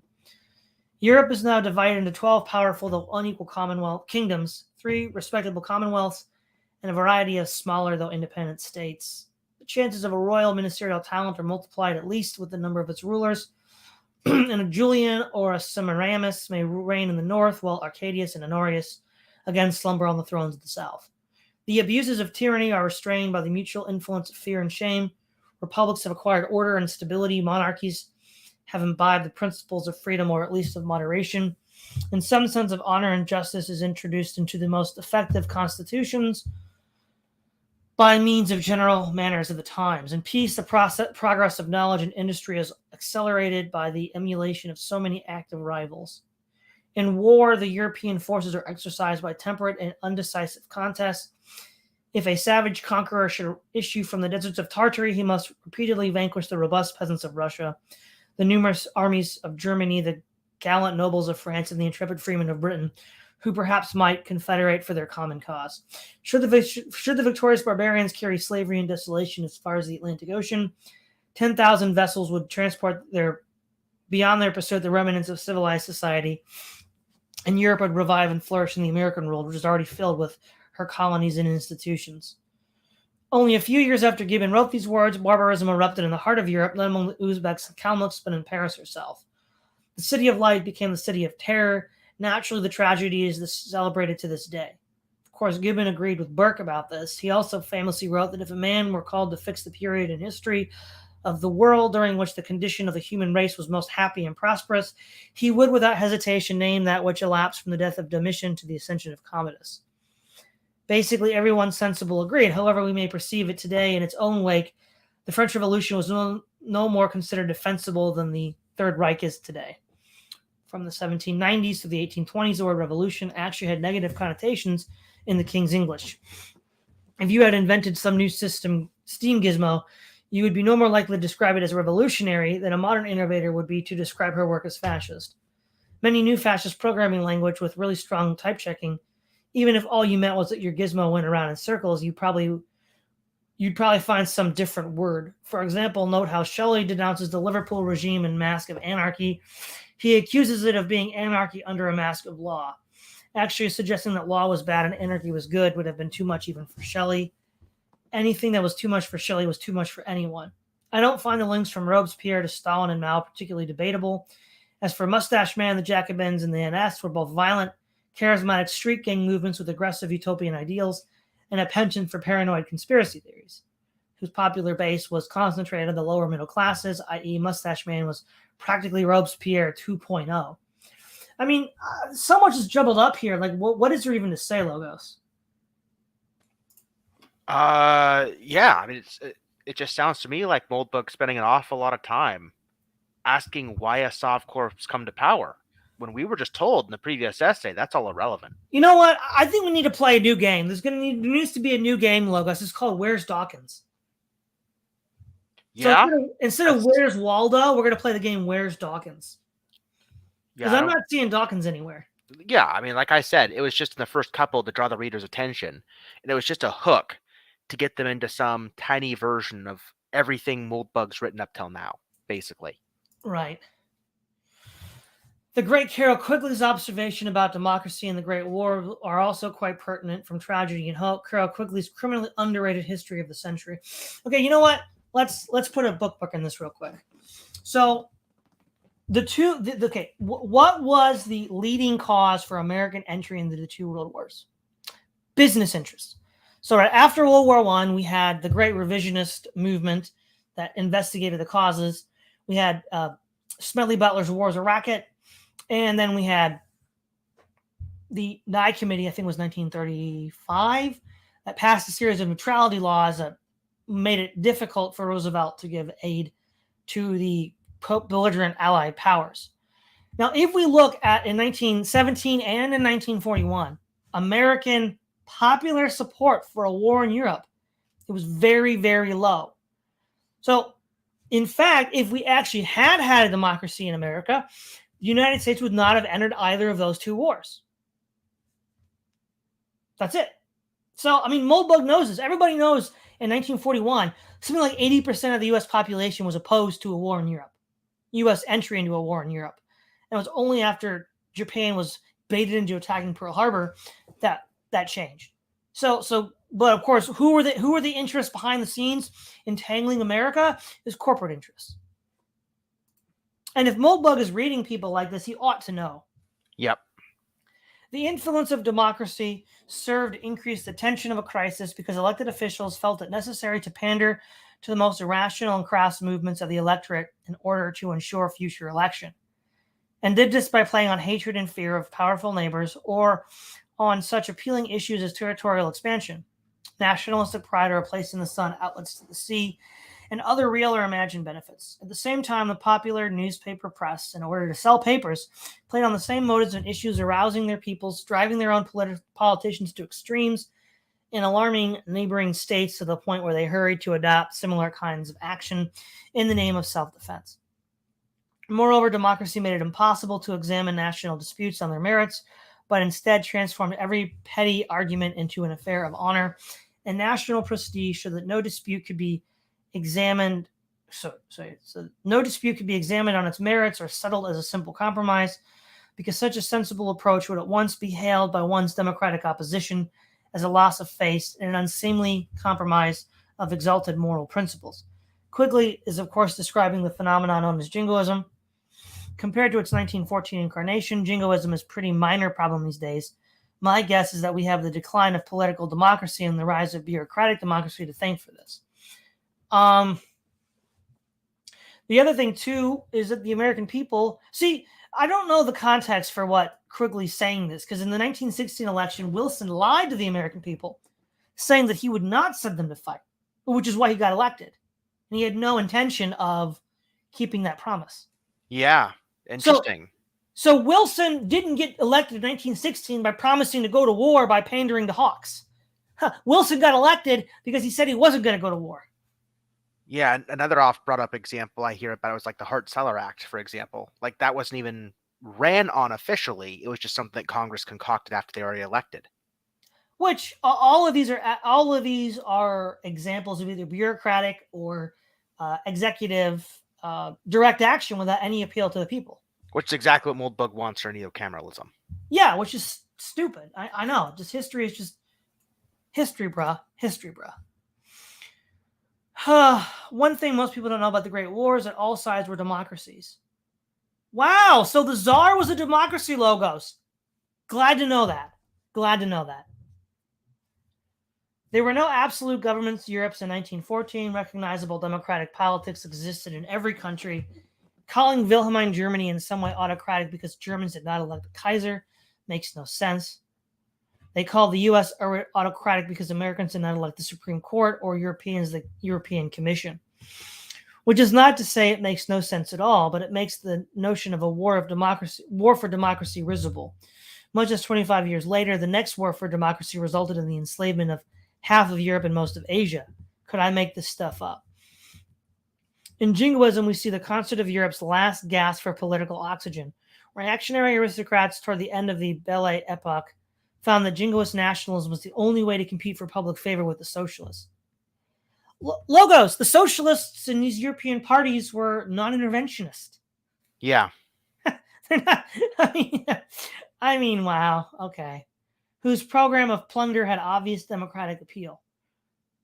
The three classical traditions of continental reaction, legitimism, Orleanism, and Bonapartism, wound up congealing into a single shrunken and unattractive mass in the shape of the anti-Dreyfusards, which combine the worst features of Bonapartism and Orleanism. It's hardly surprising the defenders of Esterhazy have drifted out of historical respectability. Well, here's the thing, Logos. He can talk all he wants about this, but the fact of the matter is the Stuarts lost, Bourbons lost, and the Romanovs lost. So, like, what is he going to do to address those problems? No idea. I know. I've never heard a reactionary give an answer. If you literally get BTFO'd by the revolutionaries, ipso facto, you're not a solution to the revolutionaries. Well, but this time, we're going to be a better, more profitable corporate version of monarchism that gives good customer service to our tenants, Todd. Here we go. There we go. Like the East India Company, which also ended in a revolution. We don't talk about that. If we are looking for an objective definition of democracy rather than a moralistic one, there's no way we could stick with the Western distinction between representative democracy and the more malignant 20th century forms, people's democracy and folkish democracy. Wait. There's no way. Oh my. Because Stalin was totally elected by popular vote. So of course a people's democracy is just like American democracy, Logos. Yeah. Duh. Simple as. I mean, he beat Trotsky fair and square in the elections. The idea of representation is implicit in the symbol of doxology of all these regimes, even to some extent in divine right, as opposed to propitiation monarchy, which is perhaps best seen as a sort of proto-democracy. Wait, so now if divine right monarchy is a proto-democracy, what the heck are we talking about, Logos? Yeah, literally, he's just saying that any idea in which rulers have any sort of power from consent of the governed, noblesse oblige, any sort of obligations they have to represent a group of people is a democracy. They're all the same thing to him now. This is absolutely fabulous. Well, then it doesn't mean anything anymore. I mean, yes. Okay. There you go. Symbolically, the democratic state represents the general will, the aspiration and needs of the entire community. The link between state and people is axiomatic in all democracies. Okay, but as I've said before, he's continually making a mistake by confusing a decision-making process and a political justification. Athens had democracy as a political process, as a decision-making process, but they were not sovereign based on the will of the people. And again, he hasn't addressed Athens. I'm still waiting. Right. Well, the other thing, too, is if the link between the state and people is axiomatic in all democracies, that's a real big problem for his own view. Think about it. In any view in which, say, all the people that live in a state corporation are shareholders, then insofar as corporations have an obligation to their shareholders, it has an obligation to the people. Bingo, it's a democracy. Okay, any view in which corporations maximize their profits by appealing to a customer base, and the people who reside in the corporate state are the corporation's customers and basis for its ability to generate profits, there is now an axiomatic link between the state and its people. It is now a democracy. Literally everything, including Moldbug's own view, is now a democracy under the stupid definition. Yep, gotta love it. Like sausage making, the rituals by which the submission is established and renewed rarely rewards excessive inspection. Mean Mr. Mustache loved his plebiscites. The Americans demand a two-party circus. The Europeans have parliaments and proportional representation. The Soviets got along fine with just one party. The East Germans had various toy oppositions, etc., etc., etc. Frankly, if there's a major categorical distinction here, I just ain't seeing it. Well, because Moldbug is just being intentionally obtuse. Yeah, I mean, if there's a categorical distinction between neocameralism and all the stuff that Moldbug brought up, I'm not seeing it. Oh, I love that. Neocameralism is democratic by Moldbug's own definition. Outstanding. Everything's a democracy. Now what? Simple as, bro. The distinction between political and apolitical democracy does not strike me as terribly significant. Who's making that distinction and what is it? We don't know. I have no idea what he's talking about. In fact, the latter is probably preferable. Certainly, all modern democracies have delegated most important tasks to apolitical bureaucrats, as James Burnham pointed out 65 years ago. The administrative relevance of elected officials in the Western democracies is steadily decreasing. The insane orgiastic elections of the American 19th century are gone. 2016 much, Logos? Yeah, right. The difference between liberal democracy and totalitarian democracy is much more relevant, but it's a matter of the state's actions, not its management structure. But wait a second. What? Wait a second. What he said is it's not important who runs a soft corp or why a soft corp's made. The only thing important to the analysis of a soft corp is its actions. He said that in the last essay. Yeah. What is he talking about?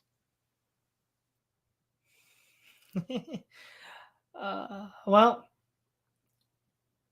no, he says that what does matter is the actions, not the management structure. I certainly favor a liberal, if not libertarian government, and I despise the tyrannical megastate, but I see no reason at all why the electoral structure of a democratic state should have much bearing on whether it is liberal or tyrannical. Like, bro, because you just can't sit in office forever? Yeah, I mean, he says it's a matter of the state's actions, but what he's saying is he's saying when we analyze the relevant differences in government structure, we need to look at their management structures, not their particular actions. What he's trying to say is actions are irrelevant. These two can be mostly thought of as the same thing because they have roughly the management structure. Right. And what I'm saying is in the previous bloody paper, he just said the management structure, who owns a corporation, why is irrelevant. What matters is in analyzing the corporation's actions. So which is it going to be? Or are we just talking about property rights ownerships like the original Formalist Manifesto? Exactly. Yeah, because if all that matters is who has reliable descriptive control over what property, then all of this is irrelevant. Yeah. The EU, for example, has little more in the way of electoral policies in the Soviet Union, but it is a much nicer place to live. I suspect the main difference is just that the former is in Western Europe and the latter was brought to us by Russia, a great and beautiful country, but no one ever noted for its appreciation of personal independence. That's literally the stupidest thing I ever heard. So the EU is just like the Soviet Union, but just a little bit better because of reasons? Wow. Okay. From a practical political perspective, the problem faced by all democracies is the same. The regime's survival is dependent on its popularity. Its military... You know what, Logos? Let's use it. Let's use Moldbug's example, right? So in China, there's this little thing called the Mandate of Heaven. Now, what happens when the emperor loses the Mandate of Heaven? Goes away. He gets overthrown. Yep. So what does the emperor of China's success rest on? Popular authority. What do you know? If enough people think that he lost the Mandate of Heaven, guess what happens to the emperor? Yeah, I'll do you one better, Todd. I'll do you one better. From a practical political perspective, the problem faced by all neocameralist institutions is the same.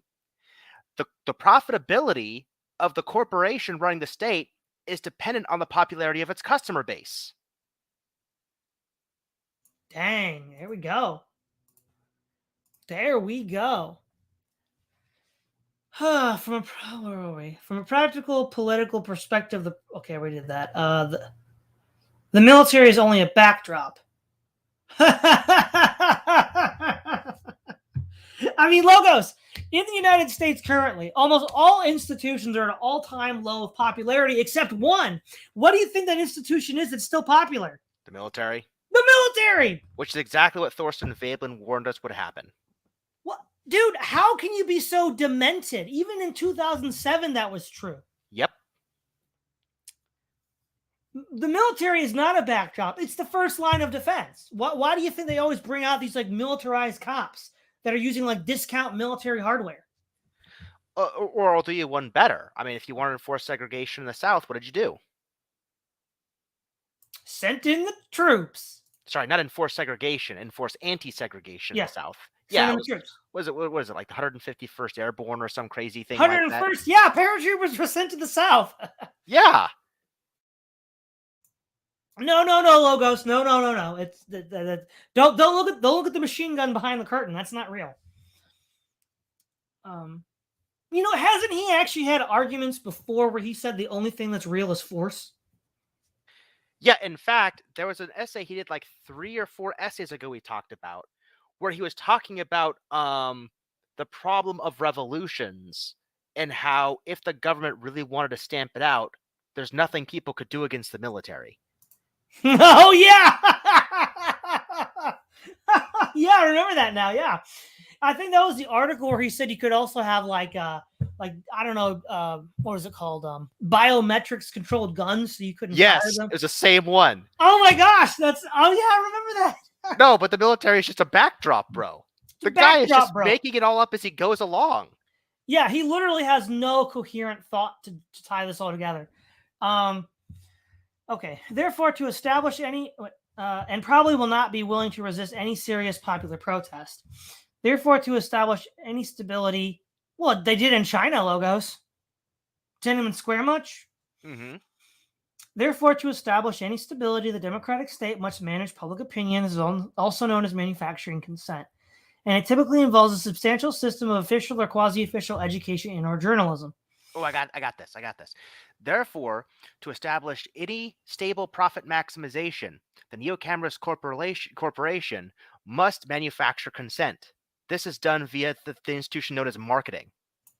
Yeah. Well, I mean, if you read Chomsky, that's what Chomsky says. Yep.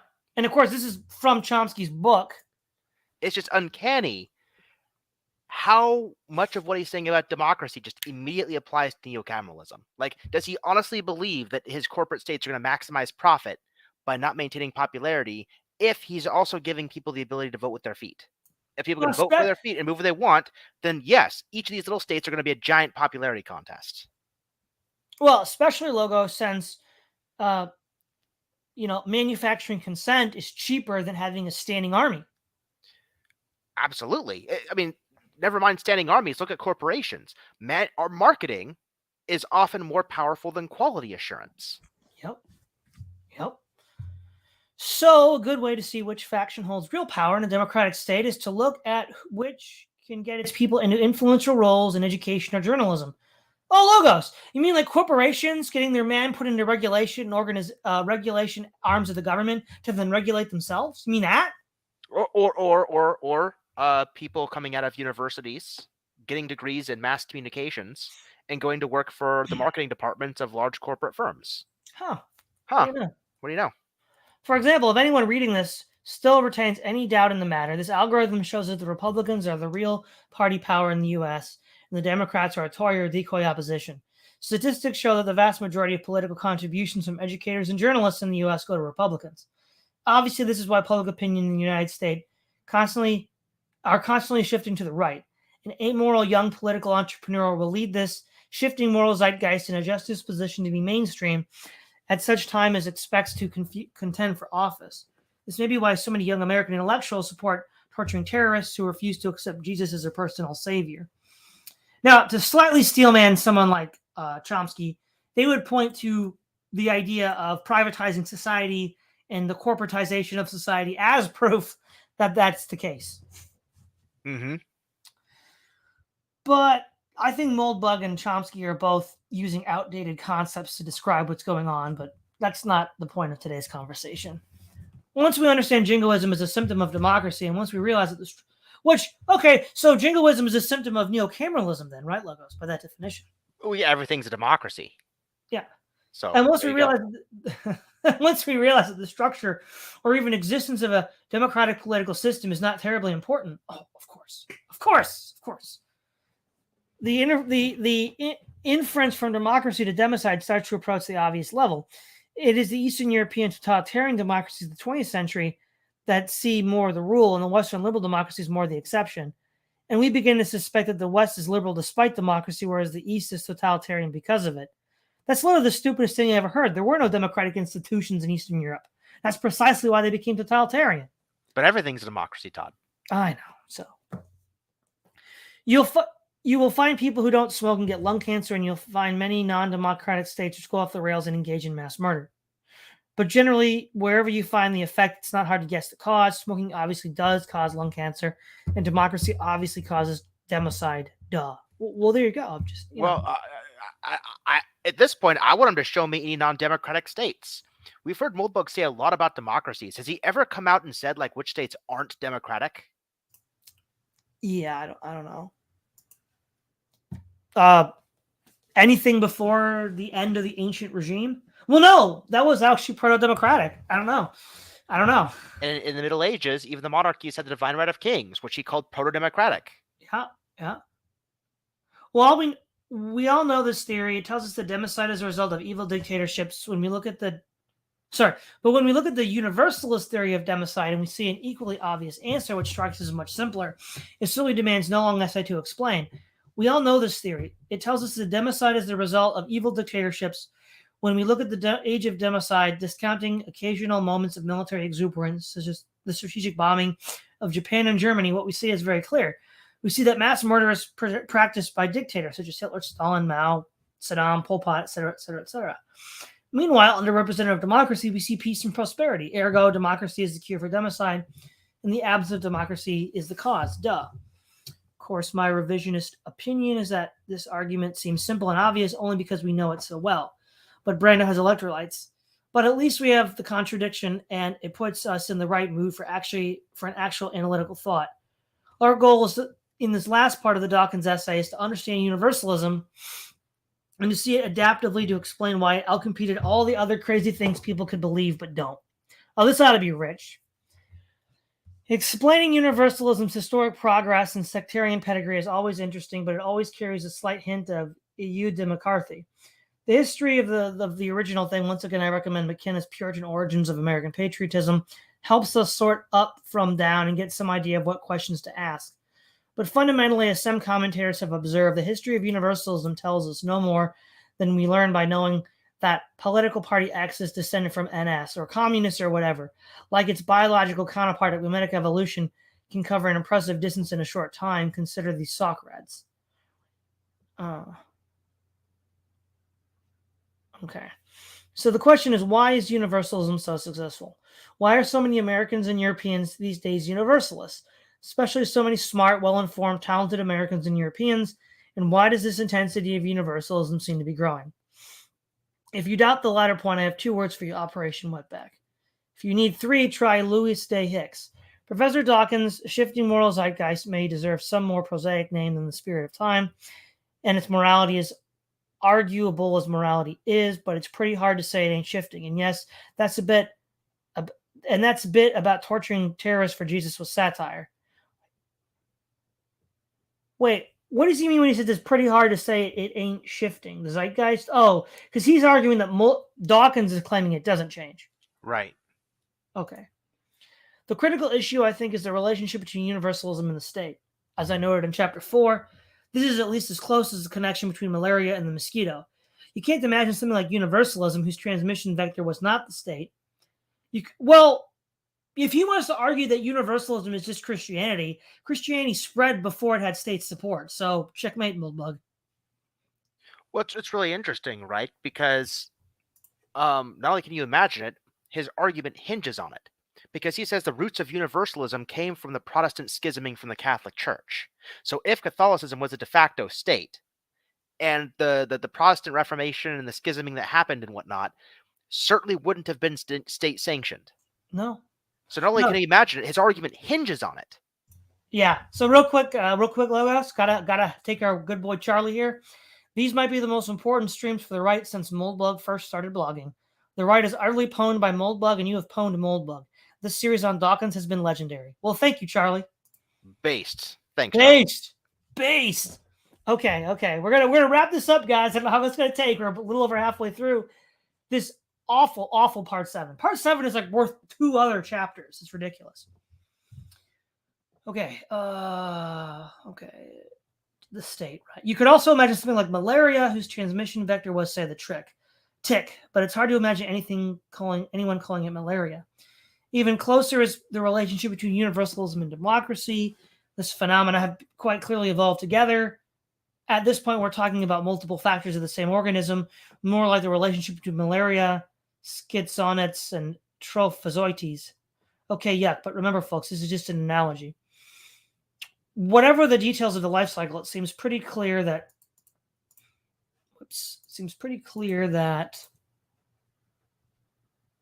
Wait.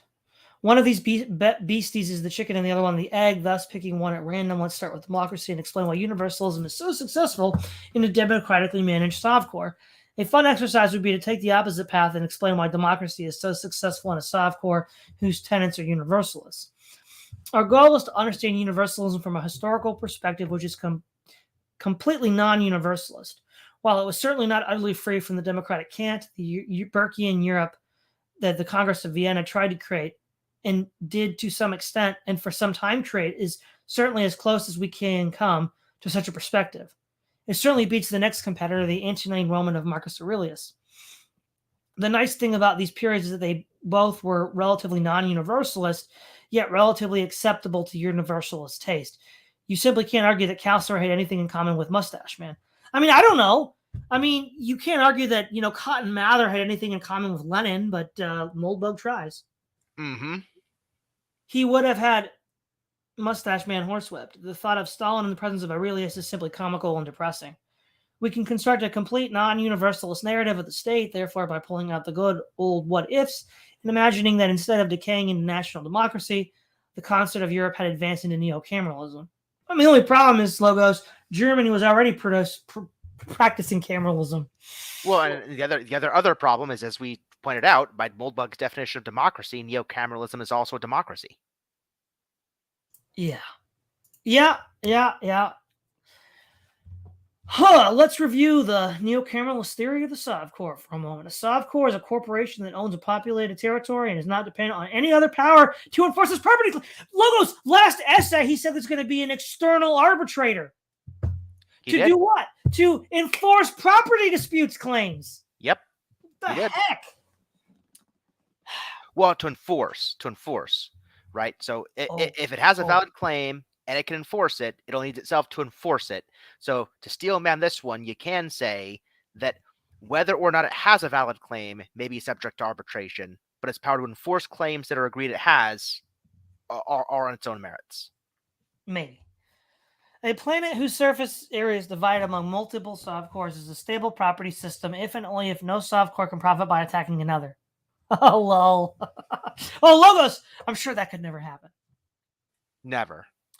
This can be assured by a variety of means: military deterrence or compliance, collective security, etc., etc. Tall fences make good neighbors, but a nuke or two doesn't hurt either. Rationally managed Sovcores are especially good at deterrence because the game theory is much simpler if you assume rational actors. Like, this is all just a cartoon fairy tale. What is he talking about? Why are we assuming rational actors? I don't know. Why are we assuming rational actors just because they had corporations? Has he not? Of course, in 2007, he wouldn't have heard about the cluster going on in Disney right now with the Civil War and Lucasfilms and all this stuff. But, like, newsflash, people that had corporations aren't always rational. Sometimes they're ideologues. Right. The basic difference between neocameralism and narco-capitalism is that I don't think this sort of self-enforcing property model scales militarily, at least not anywhere near to the level where individuals are sovereign. I mean, someone is crazy here, and I don't think it's me, but then I wouldn't, would I? Assuming military stability. Wait, Logos. I thought the military was just a side thing. It wasn't relevant at all. It's a backdrop. It's a backdrop. The essential property of a stable neocameralist Sovcore is that its revenues are formalized and distributed equally among its shareholders, who own and manage it its proportion to their holdings. Well, who are shareholders? Oh, democracy. Sounds like democracy to me. I know.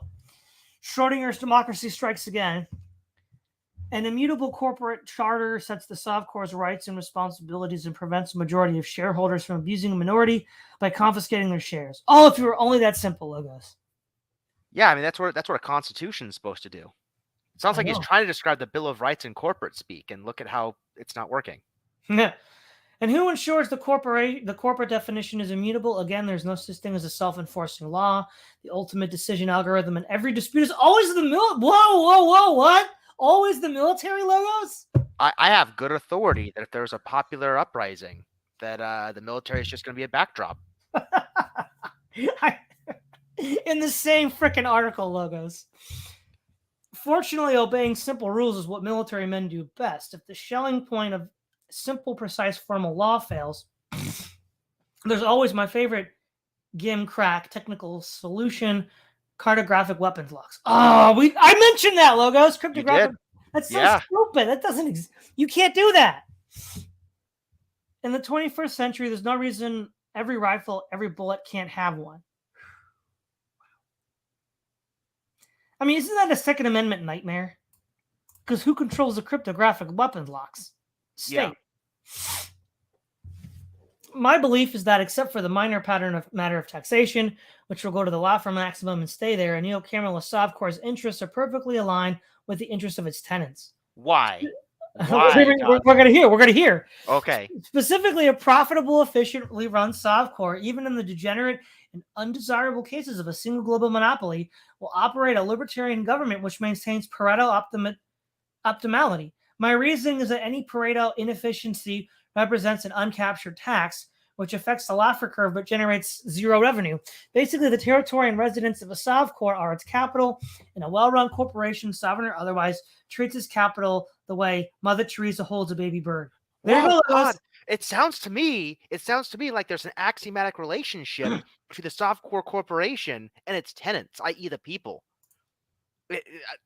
That's what did you just read what I just read? That sounds democratic to me. That sounds democratic, bro.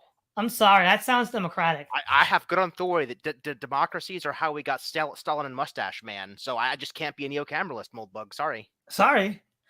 So we can imagine a coherent alternative history in which the states of the continent of Europe converted themselves into neocameral Sovcors by formalizing their revenues, dividing them into shares, and ceding management to the shareholders. By what? They dug out of the ground Finargle's ring? Is that how they did it, Logos? At this point, I just want to know the difference between neocameralism and the system we already have. Because once you unpack the political jargon and reinterpret it into what's going on, I'm not seeing a difference. Neither am I. So we can imagine, sorry, especially from the perspective of a monarch, this is like converting a family business into a public corporation. History shows that it's possible to run a Sovcor as a family business, but it doesn't really demonstrate that it's a good idea. If I'm right that a shareholder-controlled Sovcor is stable, this would certainly have averted the democides of the 20th century, so why didn't it happen? One, it's not. We've already seen this with the East India Company, Moldbug. The other question is, who are the shareholders? If you make the definition of shareholders broad enough, all the problems he has about America, like how the government has too many lobbyists and it's opaque in its demands and concerns and whatever it does. Well, I mean, look, if the government is just making the laws it makes because it's to find who its shareholders are, and this whole thing that Moldbug calls the polygon is really just a collection of all shareholders in the U.S. government, then realistically speaking, we're already a neocameralist society. Yep. I mean, there's that Princeton study that tried to correlate bills being passed through Congress over a certain duration with polled public support for those bills. And they found out that, the which bills got passed got higher correlated with corporate lobbyists and other corporate statements than it did popular support and, other polls and whatnot. That there's virtually no correlation for what the people wanted and tons with what the corporations wanted. So, I mean, even if let's be charitable to Moldbug, let's include rogue professors and the media elite and a bunch of other people in there with the corporations and just make a big giant pot. Fine. We live in a neocameral society. The government already has its shareholders.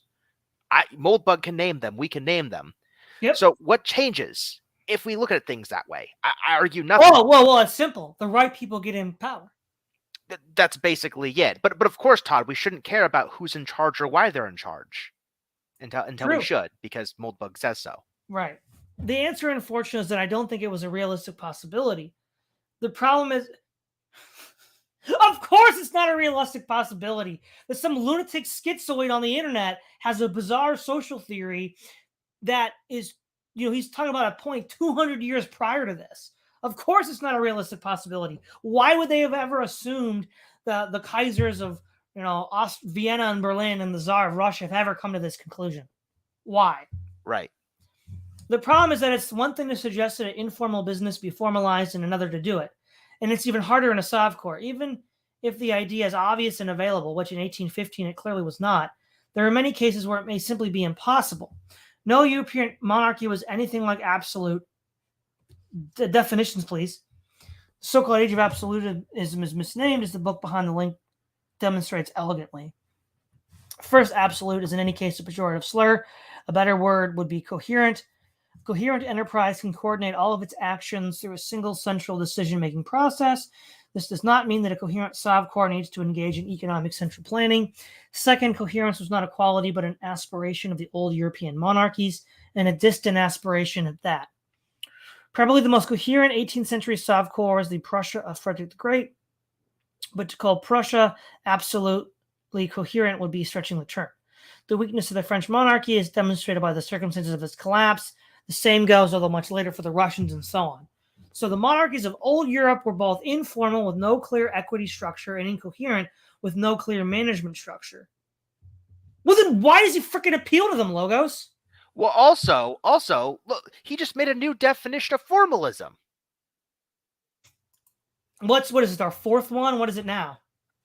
I think it's our fourth one. So first we had a descriptive claim of who owns what. That's our third one. And then he said informalism is just a sequence of keeping your promises. Yep. And now formalism is a clear equity structure. Oh, that's an interesting smuggled in okay. definition. Yeah. I'm like, where did that come from? Imagine the task of formalizing an informal, incoherent monarchy. But wait, I thought monarchies by definition were not informal or incoherent. But whatever. Being a minister at the Bourbon court was not an easy job, especially when you realize that at the time, there was actually no such thing as a Bourbon. I think if I had Necker's job, I'd want to come home to a nice, tall, mint jalep every night. In the neocameralist scheme, we can distinguish four clear aspects of Sovkor's corporate governance. One is revenue, how is Sovkor's cash flow handled? Another is law, what promises has the Sovkor made to its tenants? A third is power, who controls the administrative apparatus of Sovkor? A fourth is operations, who works for the Sovkor? I don't understand this libertarian fetish where like everybody, like the ideal man is like a Mongolian nomad, like moving from like location to location to location. Like, how is that anywhere near a modern concept of life? I have no idea. Because you got to keep on moving from Sovkor to Sovkor, right? To keep them honest. We all just need to be Mongolian nomads living in our yurt going from Sovkor to Sovkor. Mm-hmm. A well-managed Sovkor is a single accounting entity which collects and distributes... A third is power, who controls the administrative apparatus of Sovkor. A fourth is operations, who works for the Sovkor. A well-managed Sovkor is a single accounting entity which collects and distributes all revenue centrally and which treats all payments as formal obligations. A well-managed Sovkor obeys all of its laws and binds itself with new laws only when it is satisfied that it will not have to break them. It keeps a public list of these laws and does not bind itself to obey an unwritten rule that are not laws. Well, one, given that Moldbug breaks all of his promises to us, this is insane. Like, of course, Sovkor is going to break all of his promises. What are we talking about? I mean, also, like, hold on. Where was that again? Oh, yeah. It does not obey any unwritten rules that are not laws. Good luck. Good luck. I mean, deciding which laws you are and aren't going to make is usually an unwritten rule, right? Because even if we have like a negative thing, we're not going to make laws that we can't follow, say, he says. But there could be like a large or even infinite set of laws that don't violate that. And of course, it's going to make some laws over others. And whatever decision-making process it's going to do, if it does them consistently and predictably, it's going to be a rule. It's probably going to be an unwritten rule because you can't write down all the rules in your head that would lead you to make some laws over others. So that's just impossible. Yep. A well-managed softcore is managed by the holders of the equity tranche of its securities, like any normal corporation. These shareholders make the management decisions because they have the highest exposure to risk and reward, although it's not utterly ridiculous to give votes to debt holders as well. The shareholders are precisely defined and publicly listed. Their shares are fungible, and voting is by block of shares. A well-managed softcore distinguishes between its shareholders and its employees. The latter work at the softcore administrative pleasure and can be dismissed at any time upon notice from the board. So no contracts, Logos? Well, I guess you have 2 weeks. It's in the contract. Any overlap between employees and creditors is confidential and irrelevant. The same goes for any overlap between employees and customers. Needless to say, no softcorp in history has fit this profile. Never been tried, Logo. When are we going to move beyond this childish thing that modern people do of inventing political systems that have never existed? Mm. In France in 1788 was very, very far from it. In fact, it was a morass of venal offices, scheming factions, diverted revenues, etc., etc., etc. The Bourbon Sounds like regime. a corporation. Ooh, yeah, it does. Sounds like Disney. Sounds like Disney. The Bourbon regime of 1788 may not have been doomed by the zeitgeist to destruction, and it may not have been a nightmare of the proto-NS tyranny. In fact, it wasn't either. But to call it well-managed would be going way, way too far. When a Sovcore has an informal creditor structure and an incoherent power base, the two tend to overlap and interact in a very ugly way. Factions are constantly scheming for money and power. Some have more money than power, and some more power than money. Historically, telling people to stop scheming is not an effective way to stop them from scheming. Wasn't that just what he's telling people to do, Logos? Stop scheming? Mm-hmm. The natural path of development for a malstructured corporation is to become more malstructured. The informal structure of money and power are no less real for their informality. Their complexity tends to increase over time. The typical mechanism of complexity collapse for a Sovcore is for an incoherent power base to break down into incoherent management, which works at cross purposes to itself. Incoherent management organizations tend to operate by process rather than initiative, using procedural orders instead of mission orders. The resulting codes of procedure snowball into a giant mess of red tape, and the organization becomes paralyzed. If the Sovcore does not have a central balance sheet, its revenues will be diverted not only by its power base, but also by its employees. The result is that employees effectively become creditors. Exactly the same can happen with customers who will always take anything they are given. The result is that the whole elegant structure of the owner-controlled corporation devolves into a homogeneous or disorganized mass of so-called stakeholders. So even if my contention that the neocameralist Sovcore is stable is correct, it is not the sort of stability that acts as a stronger attractor. A slightly malstructured Sovcore will not tend to fix itself. It will tend to become more malstructured. This perspective lets us see democracy from a neocameralist perspective. Modern democracy is nothing more, nothing less than a very malstructured Sovcore. But wait, I thought the Sovcore was the opposite of democracy, Logos, and all governments were democracies. Uh-huh. Its basic problems are that its power base, its voters, who, at least in theory, the owners of the collective enterprise, is completely deformalized. Voters cannot sell their shares, nor does a share guarantee an equal percentage of government revenue. New shares are constantly being issued to children of citizens and immigrants, a process with no relationship to any sound governance practice. The confusion of customers and shareholders is complete. As a consequence, the Sovcore develops an incoherent management structure marked by constant factional tensions, overgrowth of processes, etc., etc. It also develops an overgrowth of employees who are thinly disguised shareholders, aka jobs for the boys. Worst of all, this management structure often has very little local incentive to treat the Sovcore's capital properly. Decisions that damage overall capital may generate revenue for a certain subset of shareholders and not for everyone. The danger is especially acute when some shareholders are insecure. Violent conflict over the direction of Sovcore revenues is not at all impossible. Here we start to see the roots of democide. When management is incoherent, sovereignty itself becomes nebulous. Which part of WashCorp wanted to invade Iraq and which parts didn't? The question is easy to answer. Look at the changes in revenue flows as a result of the decision. While the decision to invade Iraq was a rare example of coherent, if not intelligent, management in WashCorp, it is not difficult to see which agencies supported it and which didn't. They matched the prediction. Okay, well, in other words, we have left the same world of corporate governance and entered into the hairy world of public choice theory. Neocameralist corporate governance has a grave difficulty in explaining why a Sovcore would want to massacre its tenants. Public choice theory is only too glad to oblige. Finally, well, what if it costs too much to maintain the tenants? So you just basically fire them by killing them. Good question.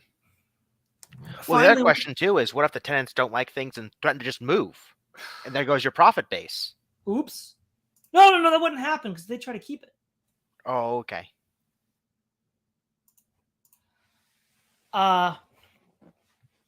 Finally, when we see a democratic softcore as profoundly mismanaged softcore,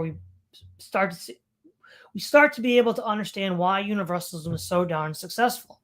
Once again, universalism is a mystery cult of power, and when we look at universalism's mysteries, equality, social justice, and peace, and so on, we see something I find very interesting. We know that all these mysteries serve as an excellent excuse for why an individual should A, break the law, B, revise the law, C, revise the distribution of property, or D, organize with others to achieve A, B, or C. In a formalist society, there's no one rule of social good behavior: obey the law. In a universalist society, there is an enormous panoply of political mysteries, all of which can be deployed in the service of power. Since gaining power is always an advantage to the individual who gains it, it is advantageous to just about anyone in a universal society to be as universalist as possible. The result is that, as in decadent cultures throughout history, the principal occupation of talented and energetic young people is not productive effort, it is scheming for power. For example, consider all the ambitious young people working at non-government organizations. I'm sure hardly any of them think of themselves as scheming for power. However, they are so eager to work for NGOs that they have driven salaries down to the bare minimum required to purchase ramen noodles and happy hour cocktails. No, Moldbug, it's because the people who run the show want to suppress the cost of labor. So you bring people in, right, Logos? Yep. NGOs have the N in their acronym for a reason, because their general mission is to affect government policy, the beast being too paralyzed in the process to make its own decision. The term paragovernmental might be more appropriate, especially these young people are all drones working for the state. They are certainly not producing goods or services. Why are they so interested in this so-called work? Perhaps it's because their country's productive industries have been paralyzed and red taped to the point of complete Dilbert Brezhnev office space syndrome. But it may also be because they are paid not just in money but in power. The power to influence policy, to change the world, and this power translates to social status, which, not to be too blunt, gets you laid. Needless to say, a well-managed softcore has a minimal capacity to compensate its employees by paying them with power, not money. This is because it has a coherent decision process, which cannot indefinitely expand the supply of decisions.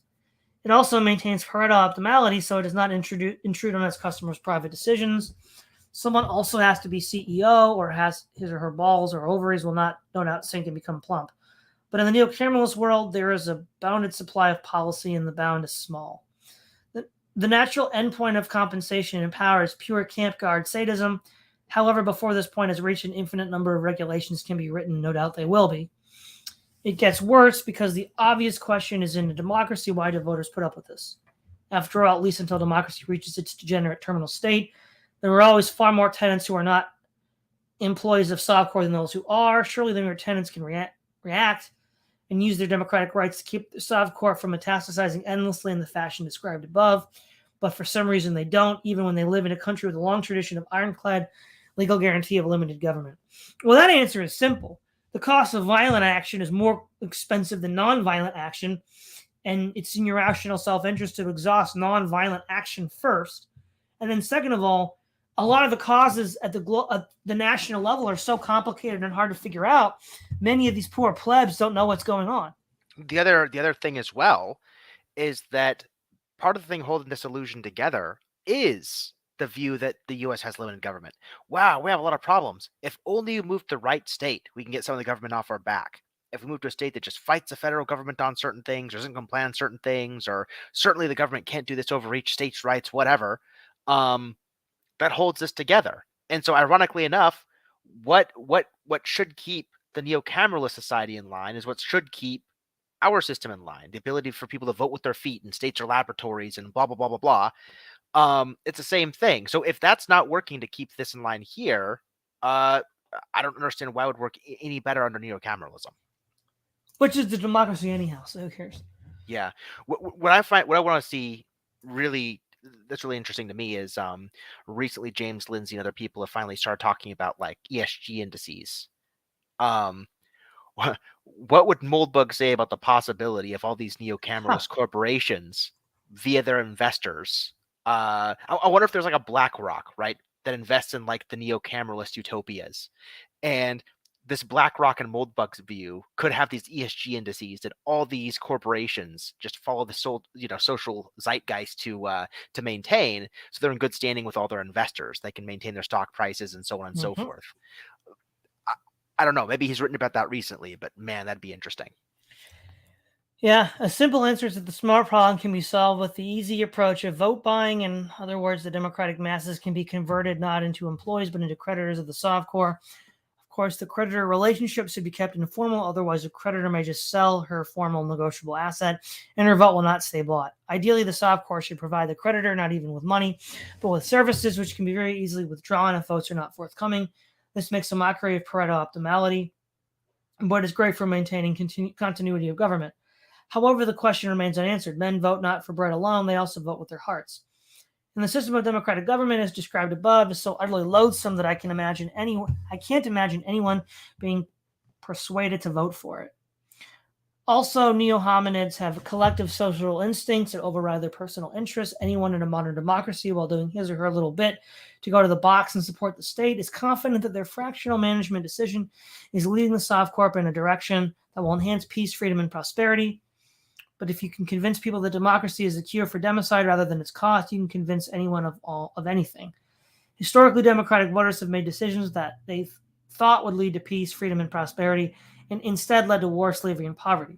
Why should it be otherwise? I don't have a magic oracle of truth in my head. Do you? Does anyone else?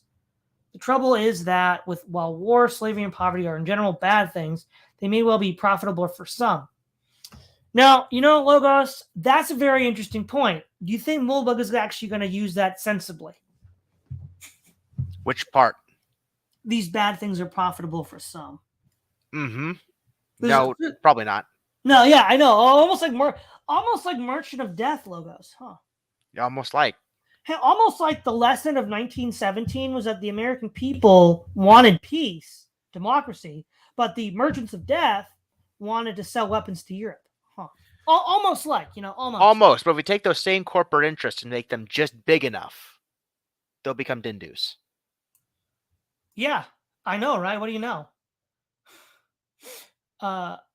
Especially in small doses. And if you can create a feedback loop by which universalism causes war, slavery, or poverty, but does so in such a way as to reward those who practice and promote universalism, you have a loop that can continue indefinitely.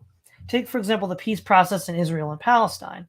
Now, 60 years old and counting, how confident are you that this peace process is not in fact the cause of the similarly unending conflict? It certainly generates a very comfortable living full of meaning and importance and not a few frequent flyer miles for all those involved. Why shut it down? And this is, in my opinion, why we have universalism. We have universalism because it's adaptive in a democratic Sovkor. Similarly, universalism and its ancestors create democracy in much the way that they create peace processes. The whole thing is an artifact of sovereign corporate governance gone horribly wrong. In short, the adaptive function of universalism is to glorify and expand the modern democratic Sovkor. Of course, it has no purpose in any moral or metaphysical sense. It just exists. Universalism is that latest, greatest incarnation of Bernard Juvenel's Minotaur. It can also be seen as a perfectly distributed conspiracy a la H.G. Wells with no central structure at all. Obviously stupid. There's plenty of central structure. And by the way, H.G. Wells, who he's referring to, pointed that out. Whatever. And finally, it provides a complete explanation of Robert Conquest's 3 laws of politics. Everyone is conservative about what he knows best. 2, any organization not explicitly right-wing will sooner or later become left-wing. 3, the simplest way to explain the behavior of any bureaucratic organization is to assume that it is controlled by a cabal of its enemies. In short, the thing is a menace. It's probably too late for Professor Dawkins, but it's perhaps not too late for the rest of us.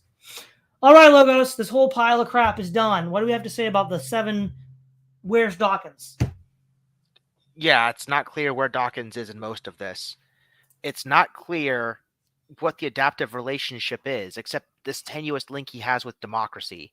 but he undercuts his own tenuous relationship with democracy and universalism by making the definition of democracy so watered down that neocameralism, should it exist, would be a democracy.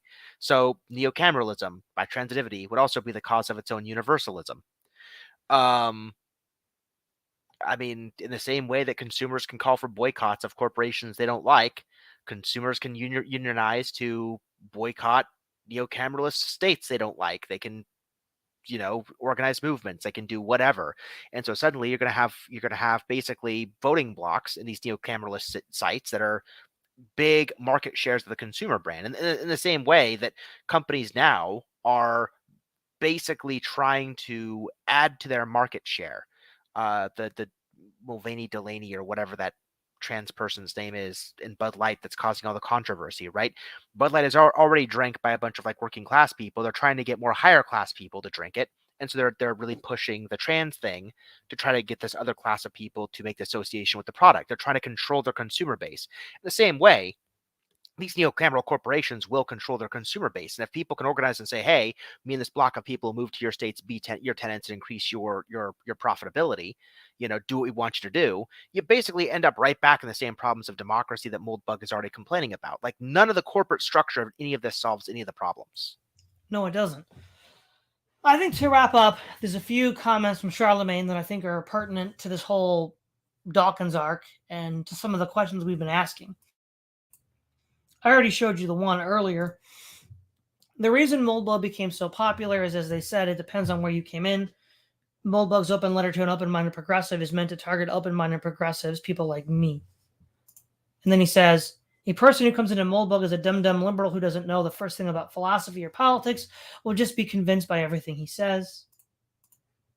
Moldbug preys on the ignorance of the dissatisfied liberal like me to convince you of what he's saying. Honestly, I don't know why I don't see how any of this can hold up after the contradiction of formalism. None of this is consistent at all. Well, I want to say thank you, Charlemagne, for sort of describing your evolution, even though it's a little vulnerable to do that. And I think that's largely correct. I mean, I think that's how a lot of people got in, Logos. Yeah, I mean, it wasn't clear to me. I mean, every time I heard of Moldbug, I had always heard people who talk about his earlier writings. And so he was always associated with this rigid idea of neocameralism. He was always identified with this idea of power. Everything's about power. I hadn't heard about the Ring of Finargle or any of the stuff we read about, but basically the idea is good governance is basically good, unobstructable power. Sovereignty it was always his thing. And so when I read his first essay on formalism, it's yeah, totally makes sense. So those are the associations I had with Moldbug before I even read him. And I didn't even realize the guy was going to start retconning his own definitions so hard, so early into his own writing. That would be forgivable if he's just hey, here's an update, guys. When I originally described formalism to be this way, here are some problems I ran into. Don't follow me. Here's a better way we can define it to avoid some of these problems. I'd have been okay, he corrected his beliefs and we missed it. But to have Moldbug just suddenly, the drop of a hat, memory hole his previous definitions and retcon things to oh yeah, this is what formalism just has always meant, guys, no big deal. Now I have an extra sympathy for people who came at different times, because when somebody says, yeah, I'm a Moldbug fan, I love his idea of formalism, you have no idea what they mean by that, unless you know which period of Moldbug they got into, which is something I never would have appreciated the full extent of until today. Yeah, I don't think I would have either. I mean, he completely changed everything he said in about 6 months, which is crazy. Without warning, explanation, I had no idea. I mean, Todd, we come into these things blind. Yeah. And so we came to this today. I had no idea I was going to be reading a Moldbug thing that just completely blew out of the water everything we had read up to, for the past 6 months. Yeah. Also, we have Charlemagne said, no one remembers anymore what Moldbug actually wrote, and they certainly never took the work as a whole and challenged it properly. That's why we're doing it now, Logos. Yeah, that's why. Let's see. Here we go, Logos. Fan club time. Logos needs to get on more DR streams. He's S tier at Not Suffering Fools. It might be fun. I can say I'm not a very confrontational person in conversations. I get angry. I much prefer to do stuff over writing. If I'm going to argue with somebody, I'd much rather do it over writing because I can compose myself. I can analyze what's being said. So like when Todd's reading stuff, I usually have a good bit of time to like read it in my head several times, think of what I'm finding wrong with it, and then come up with a solution. But if you're an on the spot debate or conversation or something like that and things just coming at you, it's not my biggest strength to be super fast and witty in the moment, so to speak. I need at least a good 3-minute gap between what I'm seeing and hearing to formulate what I'm finding really wrong. Well, I mean, I think all I want to end with right now is I'm not disagreeing with this take that Charlemagne had, but we just read it earlier that no one actually really read Moldbug's work or challenged it properly. And I'm just like, how is that even possible? Because people were looking for something at the time. Something was wrong. They were looking for something. And it seemed upon their initial reading that Moldbug was the thing that they were looking for. I think there's a lot to be said about the fact that Moldbug just broached subjects that other writers at the time weren't broaching and still aren't broaching. I mean, my goodness, on Twitter, Peter Boghossian posted some nonsense about, some gay people being assaulted in some country. I forget what it was. It's not doesn't matter. And Boghossian's just like, wow, I can't believe the people on the left aren't talking about all these LGBTQ things happening all over the world.